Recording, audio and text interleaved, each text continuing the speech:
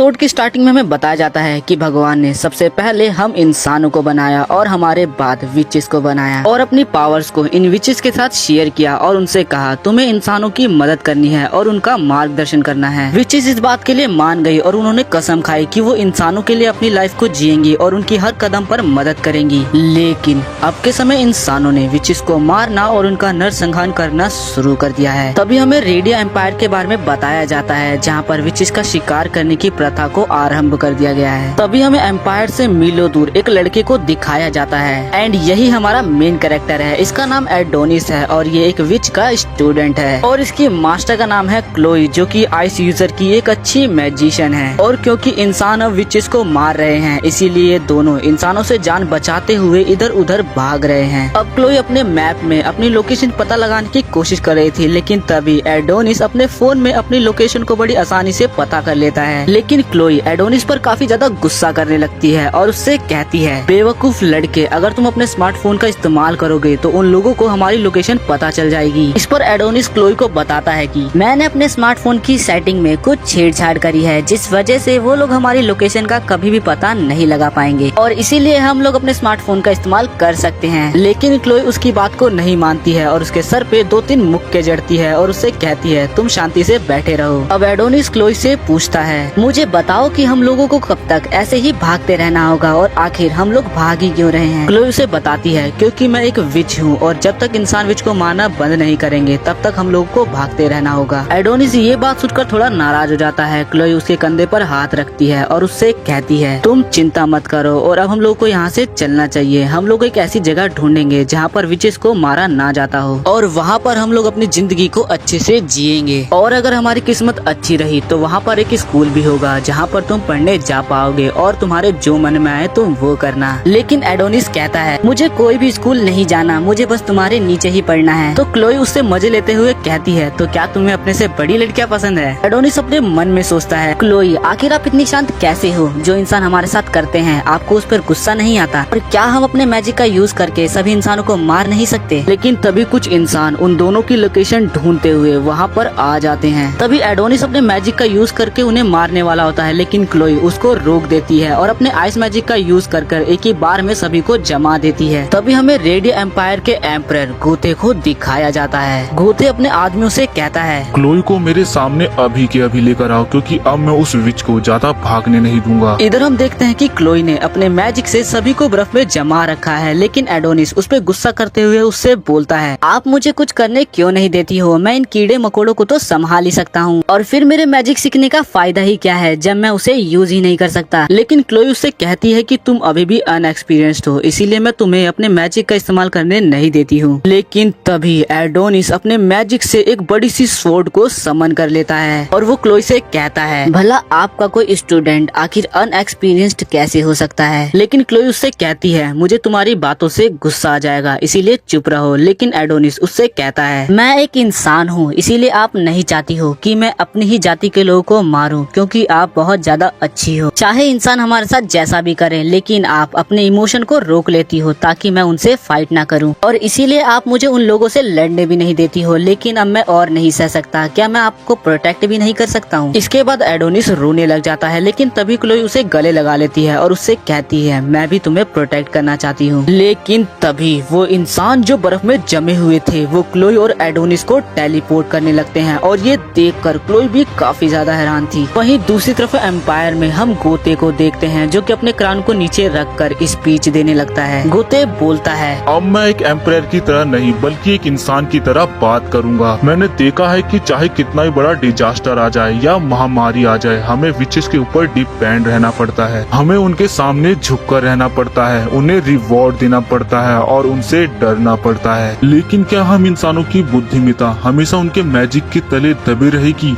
नहीं, बिल्कुल नहीं। क्या हम लोगों के पास इतना भी अधिकार नहीं है कि हम लोग अपनी प्रतिष्ठा के साथ जिए? बिल्कुल नहीं। आज के जमाने में हमारे अनगिनत हवाई जहाज आसमान में बिना किसी डर के हवा की तरह उड़ रहे हैं और ऑटोमेटिक ट्रेन बिना किसी दिक्कत के हमारे शहर में आ जा रही हैं और हमारे हाथों में हमारी बुद्धि का फल है ये स्मार्टफोन। और अब हमारा एम्पायर एक और नई टेक्नोलॉजी को लेकर आया है, दी गियर एक्सपेंशन। हम लोग कमजोर तो बिल्कुल भी नहीं है। हम बिना किसी मैजिक के नेचुरली इस दुनिया पर कंट्रोल कर सकते हैं। और अब समय आ चुका है कि हम विचेस को मारकर उन्हें ये दिखा देंगे कि हम ही लोग सुप्रीम रूलर्स हैं। गोथे की वाइफ उससे कहती है कमाल की स्पीच थी, लेकिन तभी वहाँ पर एडोनिस और क्लोई टेलीपोर्ट होकर आ जाते हैं। यहाँ आते ही क्लोई को कुछ भी समझ में नहीं आता है कि आखिर यहाँ पर चल क्या रहा है। तभी एडोनिस और क्लोई की नजर गोथे पर पड़ती है। गोथे कहता है तुम्हारा स्वागत है। गोथे को देखकर एडोनिस अपने मैजिक का यूज करने के लिए रेडी हो जाता है, लेकिन तभी वहाँ के गार्ड्स एडोनिस को पकड़ लेते हैं और गोथे उसको देखकर बोलता है क्या यही वो इंसानी बच्चा है जिसे तुमने बड़ा किया है? आखिर इस दुनिया में चल क्या रहा है? लेकिन क्लोई काफी ज्यादा गुस्से में बोलती है इंसानों के राजा, अगर तुम अपने लोगों की भलाई चाहते हो तो मेरे स्टूडेंट को छोड़ दो। और तभी क्लोई अपने आइस मैजिक के एब्सोल्यूट जीरो का इस्तेमाल करती है और कहती है अगर यही तुम्हारा जवाब है तो तैयार हो जाओ। एडोनिस भी तुम्हारी तरह ही एक इंसान है और इसीलिए मैं तुम लोगों से लड़ना नहीं चाहती, क्योंकि अगर मैं तुम सब लोगों को मार दूंगी तो एडोनिस के पास घर जाने की कोई जगह बचेगी ही नहीं। और इसीलिए मैं अब तक तुम लोगों से नहीं लड़ रही थी, लेकिन अब तुम नहीं बचोगे। लेकिन तभी हम देखते हैं कि क्लोई का मैजिक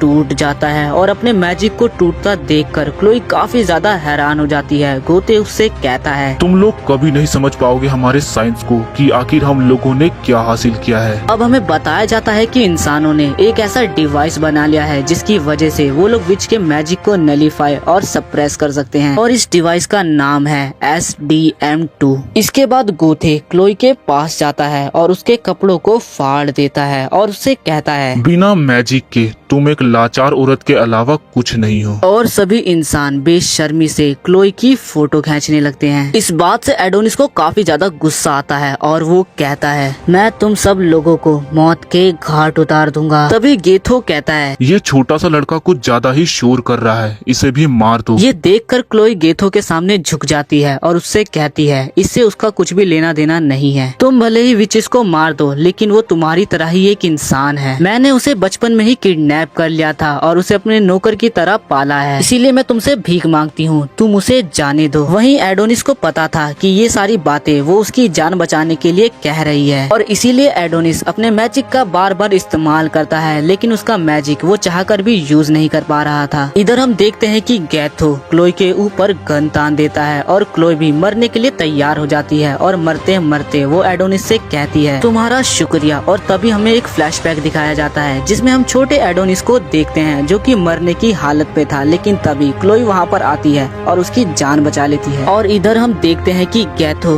क्लोई के सर पर गोली मार देता है और उधर खड़े सभी गार्ड्स भी अपनी गन से क्लोई के सीने को छल्ली छल्ली कर देते हैं। क्लोई को अपने सामने मरता हुआ देखकर एडोनिस को क्लोई के साथ बिताए सभी अच्छे पल याद आने लगते हैं, जिसके बाद गेथे क्लोई के सर को अपने हाथ में उठाता है और कहता है अब हमने दुनिया की सबसे ताकतवर विच को मारकर ये साबित कर दिया है कि इंसान सबसे ज्यादा ताकतवर है। तभी हम एडोनिस को देखते हैं जिसके अंदर अब इंसानों के प्रति काफी ज्यादा नफरत और काफी ज्यादा गुस्सा भरा है। इसके बाद हमें 10 साल का टाइम स्किप दिखाया जाता है, जहाँ पर हम एक प्रिजन के अंदर का सीन देखते हैं। यहाँ पर सभी विचेस को कैदी बनाकर रखा हुआ है और इन लोगों को सेक्स सेल की तरह यूज किया जाता है। इनमें से ही कुछ कैदी खाने के लिए आपस में लड़ रहे हैं। तभी हम यहाँ पर एक डरोका नाम की विच को देखते हैं जो कि हद से ज्यादा अच्छी थी, और वो अपनी ब्रेड दूसरी विच को दे देती है। तभी उसकी दोस्त आन्ना उससे कहती है क्या तुम्हारा दिमाग ठीक है, अब तुम क्या खाओगी? डरोका उससे कहती है कि मैं बिल्कुल ठीक हूँ और मेरा पेट वैसे भी भरा हुआ है। आन्ना उसे बताती है कि इस दुनिया में अब लड़ाई कभी भी नहीं रुकेगी और सभी लोग अपनी टेक्नोलॉजी को बढ़ाने में लगे हुए हैं। वो आगे बताती है कि इंसान कहते हैं जब सारी विचें मर जाएंगी तब हम जाकर खुश होंगे। क्या सच में ऐसा होने वाला है डरोका? तभी डरोका अपनी 2 डॉल्स से अन्ना को हंसाने की कोशिश करने लगती है और वो उसे हंसा भी देती है। लेकिन तभी वहाँ पर कुछ गार्ड आते हैं जो कि अपने साथ 218 नंबर की लड़की को ले जाने आए थे। लेकिन तभी डरोका देख लेती है कि 218 नंबर तो अन्ना का है और वो उससे अपनी प्लेट एक्सचेंज कर लेती है और सामने जाकर कहती है कि मैं हूँ, चलो मुझे ले जाओ। इसके बाद डरोका को इंचार्ज के सामने लाया जाता है। इंचार्ज उससे कहता है इतनी हैरानी से ना देखो, हमने तुम्हारी बॉडी को चेक किया है और तुम्हारी बॉडी लॉर्ड्स को खुश करने के लिए काफी है। दरअसल इस जगह को चलाने के लिए हमें काफी ज्यादा पैसों की जरूरत जरूरत पड़ती है और हमें काफी ज्यादा टैक्स पेयर करना पड़ता है और इसीलिए तुम्हें भी बाकी सभी की तरह अपनी बॉडी को सर्व करना होगा। डरोका वहाँ पर कुछ विचेस को देखती है और उन्हें देखकर डरोका बोलती है ये नर्क से बदतर है। इंचार्ज कहता है कि हमने इनके ऊपर गियर एक्सपेंशन का इस्तेमाल किया है और इससे इंसानियत को काफी ज्यादा मदद मिली है आगे बढ़ने में। इसके बाद इंचार्ज डरोका की एक फोटो लेने लगता है, लेकिन डरोका इसी बात का फायदा उठाकर इंचार्ज को ही काट लेती है और उसका फोन लेकर यहाँ से भाग जाती है। डरोका उस फोन को अनलॉक करने की कोशिश करती है, लेकिन उसके ऊपर वॉइस लॉक लगा था। तभी डरोका अलग अलग वॉइस में उस फोन को खोलने की कोशिश करती है और आखिर में जब डरोका प्रिजन इंचार्ज की वॉइस में बोलती है तो फोन अनलॉक हो जाता है। इसके बाद डरोका सभी जेलों को खोल देती है और चिल्लाकर कहती है गेट खुल चुके हैं, सभी लोग भाग जाओ। अब इधर काफी ज्यादा हड़कंप मच जाता है और सभी लोग इधर उधर भागने लगते हैं और डरोका एक बड़े से गेट के सामने आकर रुक जाती है और जब वो उसको खोलकर अंदर की तरफ जाती है तो वो पाती है कि किसी खतरनाक विच को सील कर रखा है। अब वो सील टूटने लगती है, तभी वहाँ पर गार्ड आ जाते हैं और वो काफी ज्यादा कोशिश करते हैं कि सील ना खोले, लेकिन वो सील टूट जाती है और उस सील के अंदर काफी गुस्से से भरा हुआ एडोनिस था और वो काफी गुस्से में अपनी आँख खोलता है। खोलने के बाद एडोनिस सबसे पहले सारी वीडियो को हटाता है और खुद को पूरी तरह से आजाद करता है और वहाँ खड़े सभी गार्ड्स पर अटैक कर देता है। एडोनिस एक गार्ड का हथियार छीनकर बड़ी गंदी तरह उसके ही गले में मार देता है और इसके बाद वहाँ खड़े सभी गार्ड्स को उनके ही हथियार से काफी गंदी तरह मार देता है और इससे हमें साफ पता चलता है कि एडोनिस के मन में अभी भी इंसानों के लिए काफी ज्यादा नफरत और गुस्सा भरा है। इसके बाद एडोनिस डरोका को देखता है और उसके सर पे भी गन तान देता है और बिना कुछ बोले सीधा शूट कर देता है, लेकिन यहाँ पर वो डरोका को मारता नहीं है बल्कि उसकी वीडियो को भी खोल देता है और बिना कुछ बोले यहाँ से चला जाता है। इसके बाद हम नेशनल सिक्योरिटी ब्यूरो के एग्जीक्यूटिव को देखते हैं। इनका नाम यामातो है और ये एनएसबी के डायरेक्टर हैं। अब जैसे ही इन्हें पता चलता है कि एडोनिस इनकी कैद से भाग निकला है, वो अपने एग्जीक्यूटिव से बोलते हैं तुम्हें उसे पकड़ना होगा और उसे जान से मारना होगा और इसके लिए तुम चाहो तो लेवल क्लास 5 के ऊपर के वेपन्स का भी इस्तेमाल कर सकते हो। लेकिन उस एग्जीक्यूटिव का बिहेवियर बिल्कुल बच्चों जैसा है, इसीलिए वहाँ खड़ी यामातो की छोटी बहन यूकी जो कि वाइस डायरेक्टर है वो बोलती है अगर इसकी ऐसी ही हरकतें रही तो मैं किसी दिन इसको मार दूंगी। इस पर यामातो बोलता है वो जैसा है उसे वैसा ही रहने दो क्योंकि वो भी हमारी तरह ही एक एग्जीक्यूटिव है। और तभी हमें पता चलता है कि ये एग्जीक्यूटिव असल में एक ह्यूमन साइबॉर्ग है।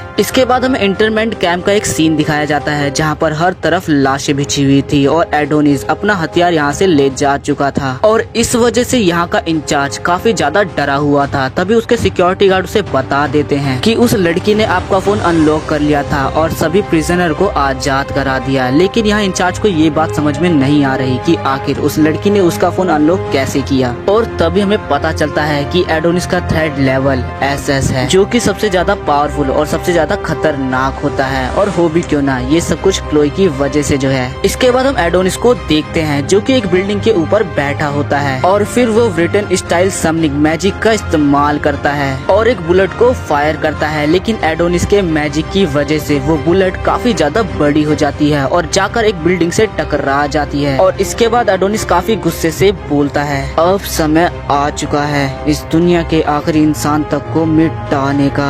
इसके बाद हम प्रिजन के अंदर का सीन देखते हैं जहाँ पर सभी विचेस को मार दिया गया था और ये सब कुछ उस एग्जीक्यूटिव साइबॉर्ग ने किया था और अब वो वहाँ के इंचार्ज के ऊपर गन तानती है और उसे भी मार देती है। इसके बाद हम डरोका को देखते हैं जो कि एडोनिस के मचाए आतंक को देखकर बोलती है ये सब कुछ मेरी गलती है क्योंकि मैं उसे रोक नहीं पाई। इसके बाद हम एडोनिस को देखते हैं जो कि एम्पायर में इधर उधर घूम रहा था और सोच रहा था अगर यहाँ क्लोई होती तो वो मेरी तारीफ करने के बजाय बोलती तुम्हारे रिवेंज लेने से मैं जिंदा थोड़ी हो जाऊंगी, तुम्हें यहाँ से निकल कर अपनी लाइफ को एंजॉय करना है। मुझे भरोसा है वो यही बोलती, लेकिन अब 10 साल बीत चुके हैं लेकिन इससे कोई फर्क नहीं पड़ता। कितना टाइम बीत चुका है, मैं वो आवाज वो चेहरा वो सब कुछ नहीं भूल सकता। और एडोनिस अपने मैजिक का इस्तेमाल करते हुए बोलता है मैं भी तुमसे प्यार करता था क्लोई। जिसके बाद हम देखते हैं कि जमीन के अंदर से काफी बड़ा जाइंट निकलता है जो कि एडोनिस ने ही समन किया है और वो काफी ज्यादा तबाही मचाने लगता है। तभी हम एक पुलिस स्टेशन का सीन देखते हैं जहाँ पर कोई कॉल कर बताता है कि काफी बड़ा जाइंट देखा गया है, लेकिन पुलिस वाला उसे एक प्रैंक कॉल समझकर उसे डांट कर सुना देता है। लेकिन जब वो बाहर जाकर देखता है तो वो पाता है कि सच में एक बहुत बड़ा जाइंट है और वो कॉल पर कहता है एनएसबी को जल्दी यहाँ भेजो। इसके इसके बाद हम एडोनिस को देखते हैं जो कि उस जाइंट की मदद से काफी ज्यादा तबाही मचा रहा था और उस तबाही से काफी सारे लोग तो मलबे के नीचे दबकर ही मर जा रहे थे और एडोनिस अपना बदला लेने के लिए गोथे की तरफ बढ़ रहा था। इसके बाद हम डायरेक्टर यामातो को देखते हैं जो कि अपने लोगों से पूछता है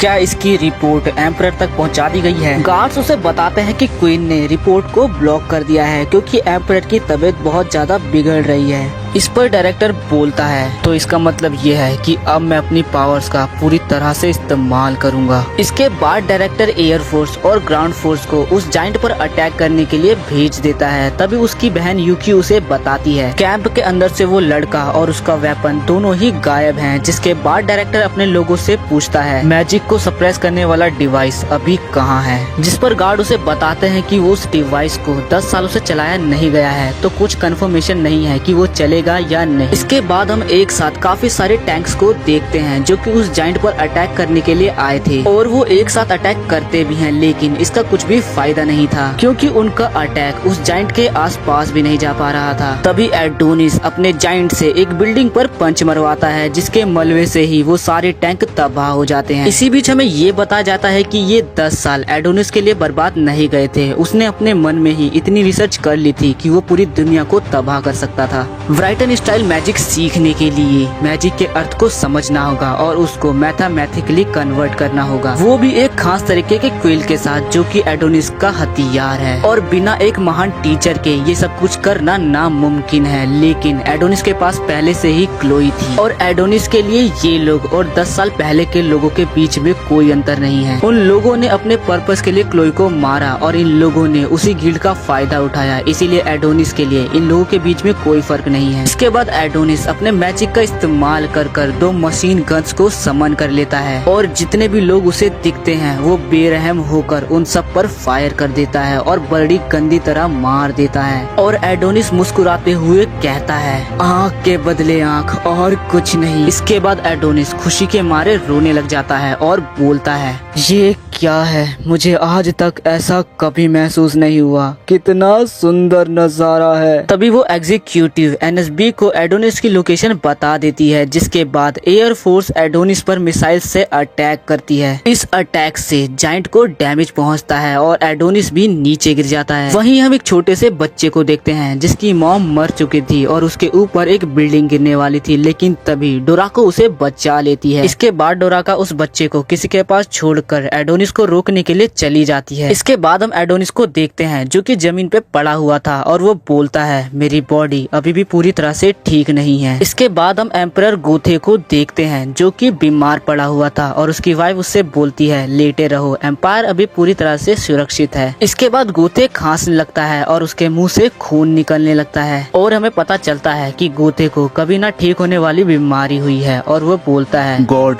क्या ये कोई कर्स है जो आपने मुझे दिया है, इसलिए क्योंकि मैंने सभी विचेस को मार दिया। लेकिन मुझे इस बात का कोई पछतावा नहीं है। ये सब कुछ हमने इसीलिए किया ताकि हम प्रोग्रेस कर सके। विचेस जब तक यहाँ रहती हम प्रोग्रेस नहीं कर पाते क्योंकि इंसानों को मैजिक की कोई जरूरत नहीं है, वो अकेले ही प्रोग्रेस करेंगे और स्ट्रॉन्ग बनते रहेंगे। इधर हम एडोनिस को देखते हैं जो कि फोर्स को लगभग खत्म ही कर चुका था और एक गार्ड को मारने ही वाला था लेकिन तभी वहाँ पर डोराका आ जाती है और उसे रुकने को बोलती है। डोराका बोलती है क्या तुम इतने सारे लोगों को मारने के बावजूद थके नहीं हो? मैं अब और मासूम लोगों को मरते हुए नहीं देख सकती। मासूम लोग सुनते ही एडोनिस को काफी ज्यादा गुस्सा आ जाता है और वो उसी गुस्से में गार्ड को बड़ी गंदी तरह मार देता है। इसके बाद एडोनिस डोराका के पास बढ़ने लगता है और उससे बोलता है मैं इतना कंफ्यूज कैसे हो सकता हूँ? चाहे भले तुमने मेरी जान बचाई हो लेकिन सभी इंसान मेरे दुश्मन हैं। डोराका उससे कहती है क्लोई ऐसा नहीं चाहती थी, वो तुम्हारे लिए इम्पोर्टेंट थी। क्लोई का नाम सुनते ही एडोनिस डोराका का गला पकड़ लेता है और उससे बोलता है अपने गंदे मुंह से क्लोई का नाम मत लो और तुम मेरे रास्ते के बीच में आ ही क्यों रही हो? तुम्हारी बातों से लगता है तुम भी बिल्कुल उन्हीं की तरह हो, वो हमेशा ही गलत तरीके से लड़ते हैं। अगर उस दिन इंसानों ने उस गंदी ट्रिक का इस्तेमाल ना किया होता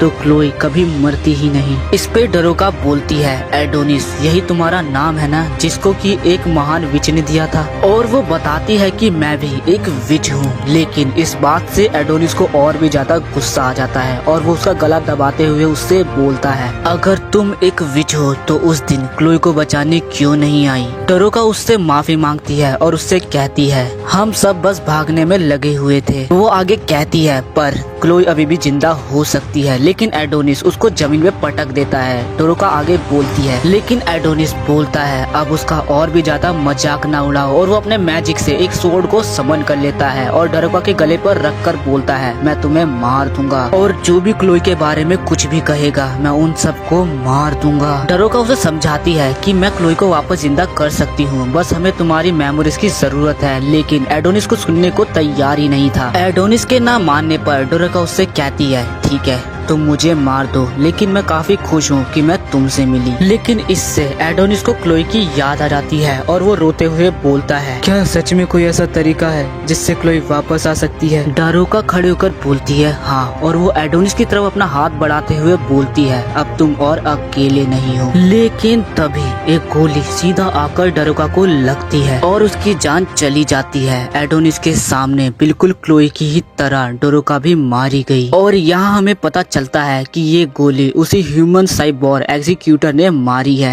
एक फ्लैशबैक दिखाया जाता है जिसके अंदर हर तरफ आग लगी होती है और हर तरफ तबाही मच रही होती है। तभी वहाँ पर डोराका आकर गिर जाती है और उधर हर जगह इंसान विचेस को मार रहे होते हैं और ये देखकर डोराका काफी ज्यादा डर जाती है। तभी कोई डोराका को पीछे से पकड़ लेता है और डोराका उसे मिया कहकर बुलाती है। डोराका उससे पूछती है कि आखिर यहाँ पर क्या हुआ। वो लड़की उसे बताती है कि मुझे भी नहीं पता, अचानक से ह्यूमंस ने यहाँ पर अटैक करना चालू कर दिया। डरोका बोलती है, आखिर ऐसा क्यों, हमने तो ह्यूमंस के साथ समझौता कर लिया था। लास्ट टाइम हम सिटी में भी गए थे मिस्टर टॉम की इलनेस को ठीक करने। चलो अपने मैजिक का यूज कर इन सबको यहाँ से भगा देते हैं। मिया उसे बताती है, हम सब अपने मैजिक का यूज नहीं कर पा रहे। मिया उससे बोलती है, तुम्हें यहाँ से भागना होगा और मैडम ओलिविया को ये बताना होगा कि आखिर यहाँ पर चल क्या रहा है। डोराका उससे बोलती है, तुम भी मेरे साथ चलो, लेकिन वो मना कर देती है। फिर मिया उसे एक डॉल देकर कहती है, तुम एक स्ट्रॉन्ग लड़की हो, तुम ये कर सकती हो डोराका। और वो डोराका को समझाकर यहाँ से भगा देती है। तभी फोर्स आकर मिया को मार देती है और अब प्रेजेंट टाइम में हम देखते हैं कि डरोका काफी जख्मी हालत में जमीन पर पड़ी हुई है और एडोनिस उसके पास ही है। एडोनिस उसे अपनी गोद में ले लेता है और डरोका उससे बोलती है, मुझे माफ कर दो। एडोनिस उससे कहता है, प्लीज मरो मत, मुझे ये बताओ कि हम क्लोई को वापस कैसे ला सकते हैं। डरोका बोलती है, हम विचेस, और इतना बोलते ही काफी सारी गोलियां चलने लगती हैं और एडोनिस डरोका से दूर हो जाता है और सारी फोर्स एडोनिस को घेर लेती है। एडोनिस बोलता है, तुम विच मरो मत, मुझसे मजाक मत करो, मुझे बताओ कि मैं क्लोई को कैसे जिंदा कर सकता हूँ। सभी सोल्जर और एग्जीक्यूटिव्स को लगता है कि ये मिशन कंप्लीट हो चुका है, लेकिन एडोनिस और भी ज्यादा गुस्से में आ जाता है। एडोनिस के गुस्से को देखकर फोर्स उसके ऊपर गोलियां चलाने लगती हैं, लेकिन एडोनिस अपने मैजिक से एक शील्ड बना लेता है और ये मैजिकल शील्ड एडोनिस को बचाने के साथ साथ ही गोली को मैनिपुलेट कर उल्टा फोर्स पे ही फायर कर देती है। ये देखकर डायरेक्टर यामातो को उसके ऊपर काफी ज्यादा गुस्सा आ रहा होता है। तभी वो एग्जीक्यूटिव जिसने डरोका को मारा था वो अपनी स्नाइपर लेकर एडोनिस के ऊपर एम कर देता है और फायर कर देता है। क्योंकि स्नाइपर काफी दूर से चली थी इसीलिए काफी बड़ा धमाका होता है, लेकिन इस बुलेट से एडोनिस को कुछ नहीं होता और वो बुलेट एडोनिस के सामने आकर रुकती है बिकॉज ऑफ हिज मैजिक। इसके बाद एडोनिस अपने मैजिक का यूज कर उस बुलेट को काफी बड़ी बना देता है और उस बुलेट से उसी एग्जीक्यूटिव के ऊपर फायर कर देता है और ये बुलेट एग्जीक्यूटिव के आधे शरीर को ही उड़ा देती है। फिर एडोनिस बोलता है, तुम लोगों ने सोच भी कैसे लिया कि तुम मुझे मार पाओगे, तुम मैजिक को हरा पाओगे। क्लोई को मारने के बाद तुम्हें लगता है कि मैं तुम्हें छोड़ूंगा, मैं तुम सबको जान से मार दूंगा। डायरेक्टर यामातो भी एडोनिस को अपनी बड़ी सी स्क्रीन पर देख रहे होते हैं और इस धमकी को सुन रहे होते हैं और बोलते हैं, हरी अप यूकी, जल्दी करो। और तब हम देखते हैं कि यूकी उसी डिवाइस के पास आई है जिनकी मदद से इन लोगों ने विचेस को हराया था। यूकी सोचती है, अगर हमने इसे स्टार्ट कर दिया तो हम एडोनिस को हरा देंगे और फिर मेरे ब्रदर मेरी तारीफ करेंगे। ये सब यूकी सोच ही रही होती है कि तभी यहाँ पर नेशनल साइंस एजेंसी के कुछ मेंबर आ जाते हैं और उनमें से एक लेडी बोलती है, यूकी तुम काफी बड़ी और काफी स्ट्रांग हो चुकी हो, लेकिन मैं ये मशीन तुम्हें ऑन ही नहीं करने दूंगी। यूकी इस पर पूछती भी है, आखिर क्यों, मुझे इसके लिए कोई अच्छी सी एक्सप्लेनेशन दो। और ऐसा बोलकर यूकी डायरेक्टर यामातो को कॉल कर देती है, लेकिन इस कॉल पर वही साइंस एजेंसी वाली लेडी बात करती है। अब लेडी बोलती है, मैं तुम्हें इस डिवाइस को ऑन करने नहीं दूंगी, जिस पर यामातो पूछता भी है आखिर क्यों। लेडी बताती है तुम्हें याद है कुछ समय पहले एक डिजीज फैली थी जिसका नाम था डिफेक्शन ऑफ डिजीज। यामातो बोलता है हाँ ये वही डिजीज है ना जो आज से 10 साल पहले उन सोल्जर्स को हुई थी जो विचेस को मारने गए थे। आखिर आप कहना क्या चाहती हो। तो लेडी उसे बताती है इस डिवाइस को ऑन करने से यही डिजीज फैलता है और ये बात हमने एम्पायर के सभी लोगों से छुपाई। ये डिजीज सेल्स को मार देता है जिसकी वजह से इंसान की भी मौत हो जाती है। ये डिवाइस हमने विचेस को मारने के लिए बनाया था और अभी उनमें से कोई भी जिंदा नहीं है तो हम इसे ऑन नहीं करेंगे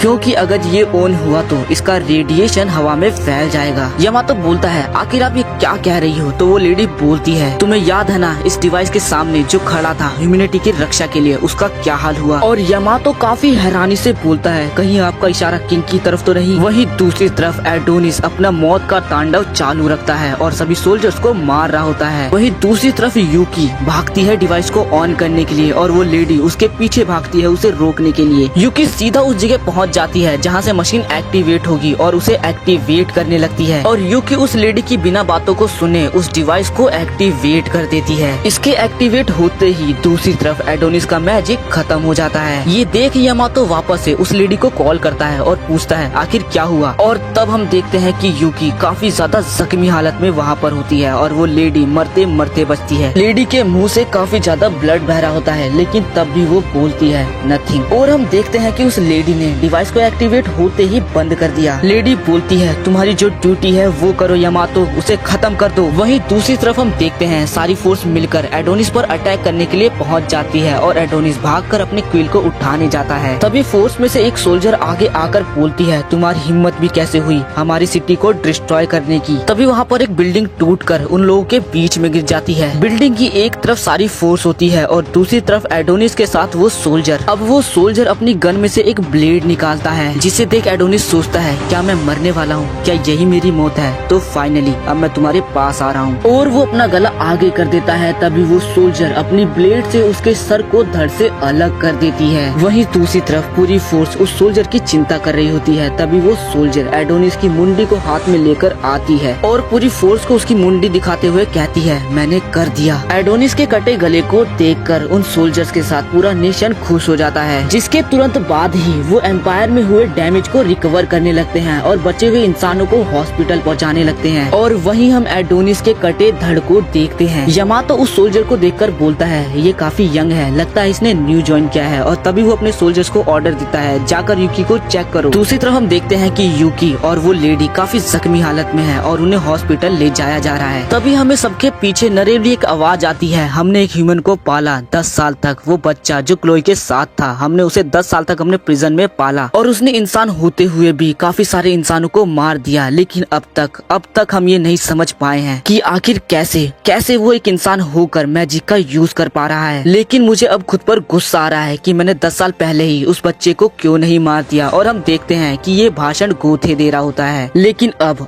मैं आप सबको भरोसा दिलाता हूँ कि अब आप सब सेफ हैं और ऐसा दोबारा कभी जीवन में नहीं होगा। हमारी साइंस की ताकत के आगे कोई भी एविल या कोई भी विच नहीं जीत सकता। एंड वो कॉन्टिन्यूसली भाषण दे रहा होता है। तभी हम देखते हैं कि एक लड़की इस भाषण को अपने फोन में देख रही है। वो लड़की स्कूल में होती है। तभी टीचर सामने से बोलता है अब ये सब खत्म हुआ, कल से तुम्हारे एग्जाम है। तभी एक लड़का सवाल पूछता है टीचर अगर वो लड़का एक इंसान है तो विचेस की साइड से क्यों लड़ रहा है। टीचर बोलता है किसे पता, क्या उसका ब्रेन वॉश हुआ हो। और इसके बाद पीरियड ऑफ हो जाता है। इसके बाद ये लड़की अपने डेस्क पे हेड डाउन कर बैठी होती है। तभी एक लड़की उसके पास आती है और उससे बोलती है मैंने देखा एरी जो तुमने किया। एरी बोलती है आखिर तुम ये क्या बकवास कर रही हो। और इसके बाद वो लड़की यहाँ से चली जाती है। अगले सीन में हम देखते हैं कि लड़की एक ग्रे यार्ड में जाती है और बोलती है आप सबका काम ही है हमें बचाना एंड प्लीज मुझे माफ करना ताकुमा। एंड तब हमें दिखाया जाता है कि इस लड़की ने आखिर क्या किया है। जब इसका दोस्त मलबे के नीचे दबा हुआ था तभी लड़की वहाँ से भाग गई थी, जिसके बाद वो मर गया। इसके बाद ये लड़की अपने फोन में एडोनिस की फोटोज देखने लगती है और बोलती है लगता है मुझे नया बॉयफ्रेंड मिल गया और ये तो काफी ज्यादा हॉट है। तभी वहाँ पर एक आदमी आ जाता है और बोलता है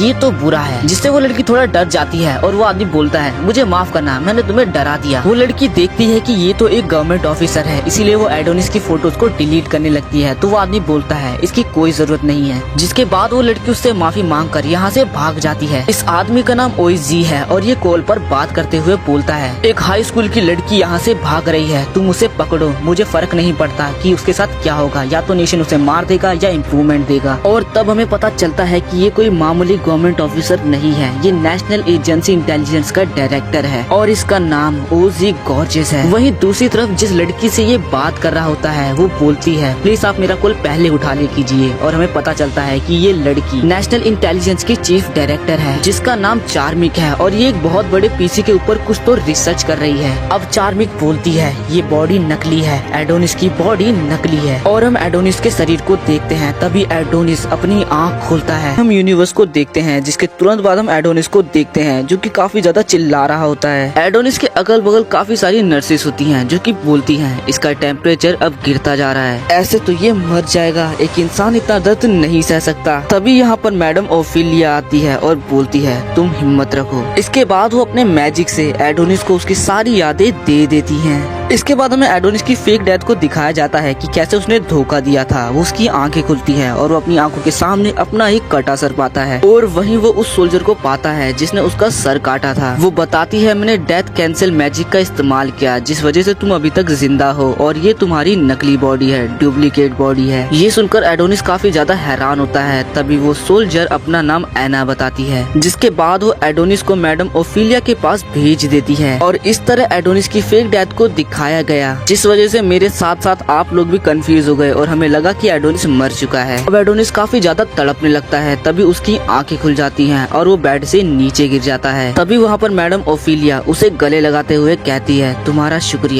शुक्रिया हमारे लिए लड़ने के लिए। एडोनिस पूछता है आखिर तुम कौन हो? तो मैडम ओफिलिया उसे बताती है ये जो तुम देख रहे हो ये विचेस का नेशन है। अब एडोनिस को व्हील चेयर पर बैठाकर यहाँ का टूर कराया जाता है। एडोनिस पाता है कि यहाँ की विचेस तो बहुत ज्यादा खुश हैं और अपनी लाइफ को आराम से जी रही हैं। इसके बाद एडोनिस को मैडम ओलिविया के सामने ले जाया जाता है। एडोनिस बोलता है मुझे नीचे उतारो, मैं अब चल सकता हूँ। लेकिन मैडम ओलिविया मना करते हुए कहती है ऐसा मत करो, तुम्हें यहाँ बड़ी मुश्किल से लाया गया है, तुम्हारा शरीर यहाँ के लिए नहीं बना है, इस सैर लैंड के लिए तुम्हारा शरीर नहीं बना है। तभी यहाँ पर कुछ विचेस आती हैं और मैडम ओलिविया को कुछ फ्रूट्स देती हैं। एडोनिस पूछता है आखिर मैं यहाँ कैसे आया, जिसके रिप्लाई में मैडम ओलिविया बताती है मैंने तुम्हें यहाँ इनवाइट किया है। क्लोई सच में काफी ज्यादा अच्छी थी। तो एडोनिस पूछता है क्या तुम उसे जानती हो? तो मैडम ओलिविया बोलती है ऑफ कोर्स, यहाँ पर सब उसे जानती हैं, ऐसी कोई विच नहीं जो क्लोई को ना जानती हो। वो काफी स्मार्ट, काफी स्ट्रॉन्ग एंड काफी चेयरफुल थी और आखिर में सबसे जरूरी वो काफी ज्यादा काइंड थी। भले ही क्लोई आइस मैजिक का इस्तेमाल करती थी लेकिन वो एक सूरज की तरह चमकती थी। पर क्लोई विच नेशन में नहीं रह पाई, जिस पर एडोनिस बोलता है आप कहना चाहते हैं कि आपने उसे निकाला एक ह्यूमन चाइल्ड को मैजिक सिखाने के लिए, जिस पर ओलिविया बोलती है क्या क्लोई ने तुम्हें ये बताया है? एडोनिस बोलता है नहीं,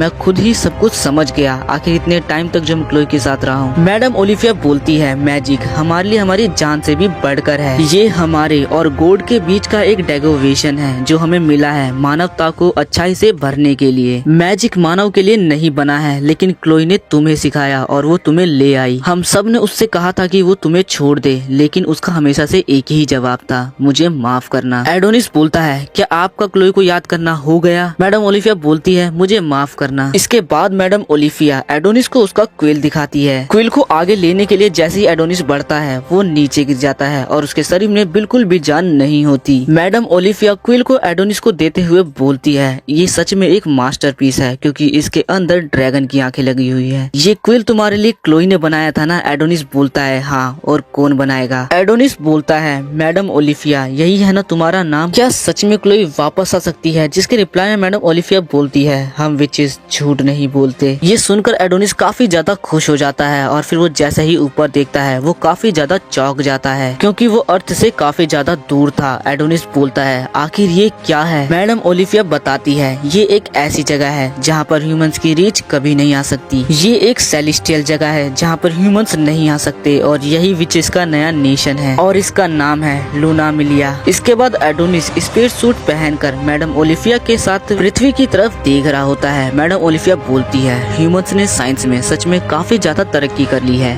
लेकिन गॉड की वजह से हम बच गए। इसके बाद वो एडोनिस को विचेस की काफी सारी कब्र दिखाती हैं और बोलती हैं ये सभी विचेस ह्यूमंस के द्वारा मारी गई। इसके बाद मैडम ओलिफिया एडोनिस को एक बड़े से पेड़ के पास ले जाती है जिसका नाम होता है मीटो, और वो बोलती है ये पेड़ विचेस को क्रिएट करता है, उन्हें बॉर्न करता है। एडोनिस बोलता है ये पेड़ मैं पहली बार देख रहा हूँ। क्लोई को अपने पास्ट के बारे में बताना बिल्कुल भी अच्छा नहीं लगता था। मैडम ओलिफिया बताती है विचेस यूनिसेक्स होती हैं क्योंकि हमारे पास हमारा कोई पार्टनर नहीं होता और हम इसी पेड़ से जन्म लेते हैं किसी फल की तरह। मैडम ओलिफिया बताती है सिर्फ यही एक मीटो ट्री बचा है क्योंकि ह्यूमंस ने बाकी सारी ट्रीज को जला दिया था। बस यही आखिरी ट्री है जो विचेस को प्रोड्यूस करता है। ये सुनकर एडोनिस बोलता है प्रोड्यूस विचेस, कहीं आप ये तो नहीं कहना चाहती कि इस पेड़ से ही क्लोई रीजनरेट होगी। इसके बाद एडोनिस पेड़ की तरफ देखता है और वो एक विच को देखता है जो कि जन्म लेने वाली थी और वो बोलता है क्या ये क्लोई है? मैडम ओलिफिया बोलती है नहीं नहीं, क्लोई को जिंदा करने के लिए एडोनिस तुम्हारी ताकत की जरूरत पड़ेगी। एडोनिस पूछता है आपका मतलब? इस पे मैडम ओलिफिया उसे बताती है मैजिक फोर्स करता है तुम्हारी सोच को इस मटेरियल वर्ल्ड में फिजिकल फॉर्म में लाने के लिए। जो तुम अपने क्विल का इस्तेमाल करते हो उसमें तुम अपनी सोच की मदद से किसी भी ऑब्जेक्ट को फिजिकल फॉर्म में लाते हो। ये सब कुछ तुम्हारी सोच पर डिपेंड करता है। मैडम ओलिफिया आगे बोलती है मेमोरीज वो अपने आप में ही एक दुनिया होती हैं। अगर तुम अपनी सारी मेमोरीज को जो तुमने क्लोई के साथ बिताई हैं अपने मैजिक की मदद से इस ट्री में भर दोगे तो शायद मुझे बताने की जरूरत नहीं है, अब तक तो तुम समझ ही गए होगे। एडोनिस असल में तुम ही वो चाबी हो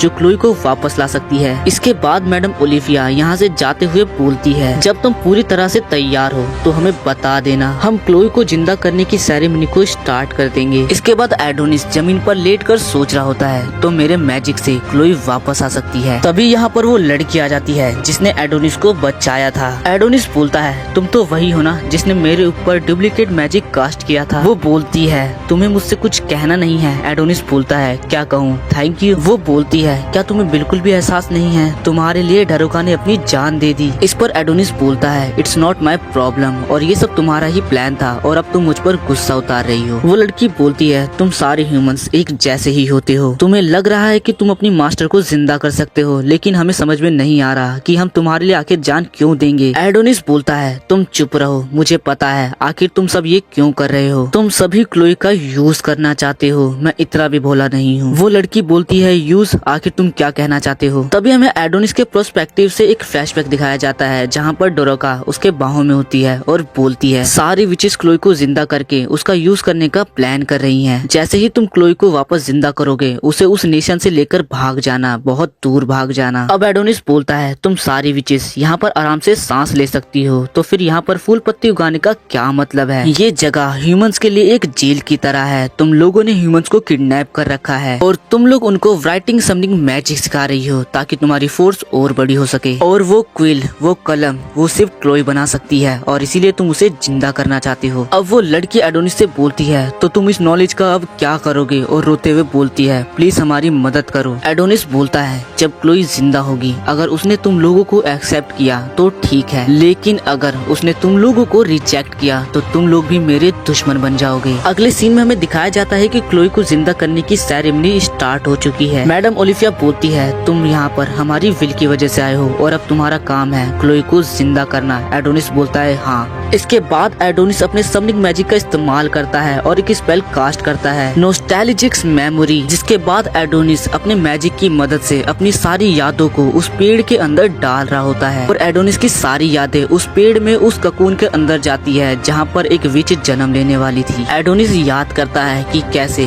क्लोई उसे तारों के बारे में बताया करती थी और एक बार कैसे उसने क्लोई के जख्मों को देखा था। एडोनिस बोलता है मैं तुम्हारे बगैर नहीं रह सकता क्लोई। अब वो ककून जिसके अंदर एडोनिस की सारी यादें जा रही थी वो चमकने लगता है और उसके अंदर से आवाज आती है तुम्हारा शुक्रिया। जिसके बाद ककून टूटता है और विच बाहर आती है, लेकिन ये क्लोई नहीं थी बल्कि डोराका थी। और एडोनिस बोलता है आई लव यू क्लोई, लेकिन मुझे माफ करना, मैं नहीं चाहता कि तुम दोबारा से वो सब फील करो जो तुमने पहले किया था। और क्लोई तुम इस घटिया सी दुनिया में रहना डिजर्व नहीं करती। और तब हमें पता चलता है कि एडोनिस ने मैजिक को रिवर्स कर दिया था और अब उसने नेस्टोलिक मेमोरीज रिप्लेस का इस्तेमाल किया था, जिसकी वजह से डरोका जिंदा हो गई। वहीं मैडम ओलिविया ये समझ जाती है कि एडोनिस ने स्पेल के अंदर कुछ छेड़छाड़ करी है। डरोका सीधा एडोनिस की बाहों में आकर गिरती है। एडोनिस बोलता है, मैंने तुम्हें जिंदा इसलिए किया है क्योंकि तुम्हारा मेरे ऊपर एक एहसान था। अब डरोका अपनी आँख खोलती है और वो अपने सामने एडोनिस को पाती है और पूछती है, आखिर मैं यहाँ क्या कर रही हूँ और क्या हम विचेस के नेशन में हैं? लेकिन तभी वो नोटिस करती है कि उसने कपड़े नहीं पहने और वो एडोनिस से दूर जाकर उससे माफी मांगने लगती है। तभी एडोनिस उसे कुछ कपड़े दे देता है और बोलता है, तुमने मुझे उस दिन बचाया था और मैंने तुम्हें आज बचाया है, तो हमारा कर्ज बराबर हुआ और प्लीज अपना मुंह बंद रखो। अब डरोका बोलती है, आखिर मैं यहाँ क्या कर रही हूँ और क्लोई आखिर उसका क्या हुआ? तभी मैडम ओलिविया एडोनिस से बोलती है, एडोनिस आखिर तुम ऐसा कैसे कर सकते हो? हमने तुम्हें बचाया और तुम्हारे लिए ही क्लोई को जिंदा कर रहे थे, आखिर तुम ऐसा कैसे कर सकते हो? सारे इंसान एक जैसे ही होते हैं, उन्हें अपने मास्टर्स की कदर नहीं होती। इस पर एडोनिस बोलता है, तुम सारे विचेस अपना मुंह बंद रखो। और ये देखकर सारी विचेस भड़क जाती है कि आखिर वो मैडम ओलिविया के सामने ऐसा कैसे बोल सकता है। तभी मैडम ओलिविया हंसते हुए बोलती है, तुम सारे इंसान एक जैसे ही होते हो, और वो अपने मैजिक का इस्तेमाल करने ही वाली होती है। लेकिन तभी उसके अगल बगल एक अजीब सा ही स्पेल कास्ट हो रहा होता है, जो कि एडोनिस ने ही किया था। मैडम ओलिविया बोलती है, एडोनिस कहीं तुमने कुछ किया तो नहीं? तभी एडोनिस बोलता है, हाँ मैं काफी टाइम से कैदी रहा हूँ और अब मैं इंसानों को मारना चाहता हूँ, तो ये काम तुम मुझे ही करने दो। और वो अपने शरीर के अंदर से एक चिप निकालता है और उसे तोड़ देता है और एक काफी बड़ा धमाका होता है। इस धमाके की वजह से मिट्रो ट्री पूरी तरह से जल चुका था और इसका मतलब ये था कि अब परियां और पैदा नहीं हो सकती। तभी यहाँ पर हम एक अजीब से सूट वाले आदमी को देखते हैं, जो कि बोलता है, यहाँ पर एक ट्री था, ये बात तो हमें पता ही नहीं थी। तभी हमें पता चलता है कि असल में ये कोई और नहीं, डायरेक्टर यामातो है। और वो बोलता है, तो सारी विचेस यहाँ आकर छुपी हैं, लेकिन अब तुम सब फंस चुके हो। तभी एडोनिस बोलता है, आखिर तुम ऐसा कैसे बोल सकते हो, जबकि तुम्हें इनवाइट भी मैंने ही किया है। तभी एक विच बीच में से बोलती है, मैडम ओलिविया आप चिंता मत कीजिए। जिसके बाद वो अपने वाटर स्टाइल मैजिक का इस्तेमाल करने लगती है और मिट्रेट्री की आग को बुझ जाने लगती है। लेकिन तभी एक सोल्जर उसके सर को बीच में से ही काट देता है और ये देखकर सारी विचेस काफी ज्यादा डर जाती हैं। लेकिन तभी मैडम ओलिविया के ऑर्डर पे सभी विचेस आयरन सूट पहन लेती हैं और लड़ने के लिए बिल्कुल तैयार हो जाती हैं। यहाँ यामातो सीधा एडोनिस पर अटैक कर देता है, जिससे एडोनिस थोड़ा जख्मी हो जाता है। लेकिन एडोनिस यामातो की गन को ले लेता है और उस गन से शूट करने लगता है और लगातार गोलियां चलाता ही जाता है। इन गोलियों की वजह से यामातो को तो कुछ नहीं होता, लेकिन उसका सूट काफी ज्यादा डैमेज हो चुका था। तभी डरोका एडोनिस को रोकने की कोशिश करती है। तभी दूसरी तरफ हम देखते हैं कि विचेस अपनी अलग अलग पावर से सभी सोल्जर से लड़ रही हैं। कोई किसी को क्रिस्टल में जमा रहा है, तो कोई अपने स्नेक से सबको मार रहा है। इसके बाद हम लेडी ओलिविया को देखते हैं, जो कि सभी सोल्जर्स को हवा में उड़ाने लग जाती है। लेकिन सोल्जर्स वहीं से उसके ऊपर गोली चलाने लगते हैं, लेकिन एक भी गोली उनको नहीं लगती। और लेडी ओलिविया सभी सोल्जर्स को चिपकाकर एक बड़ी सी गेंद बना देती है, जिसके बाद वो अपने मैजिक डेथ गेम का इस्तेमाल कर सभी सोल्जर्स को एक साथ ही मार देती है। इसके बाद मैडम ओलिविया बोलती है, सभी इंसान कीड़ों की तरह है और हम पक्का जीतेंगे। लेकिन तभी यहाँ पर स्क्वाड 2 आ जाती है और वो काफी सारे विचेस को मार देते हैं। तभी हम देखते हैं कि पूरी फाइट के दौरान ह्यूमंस विचेस पर नजर रखे हुए हैं अर्थ से। यहाँ एक आदमी जिसने अपने मुंह पर मास्क लगा रखा है, वो अपने कंप्यूटर की मदद से उनके ऊपर नजर रख रहा है। भी एक आदमी उससे बोलता है, आखिर इतनी सारी विचेस जिंदा कैसे हैं, जबकि हमने सारी विचेस को मार दिया था। तभी वो मास्क वाला आदमी बताता है, विचेस हमारी ही एक सैटेलाइट पर बैठकर मून पर चली गई और फिर वो आउटर स्पेस रहने लगी।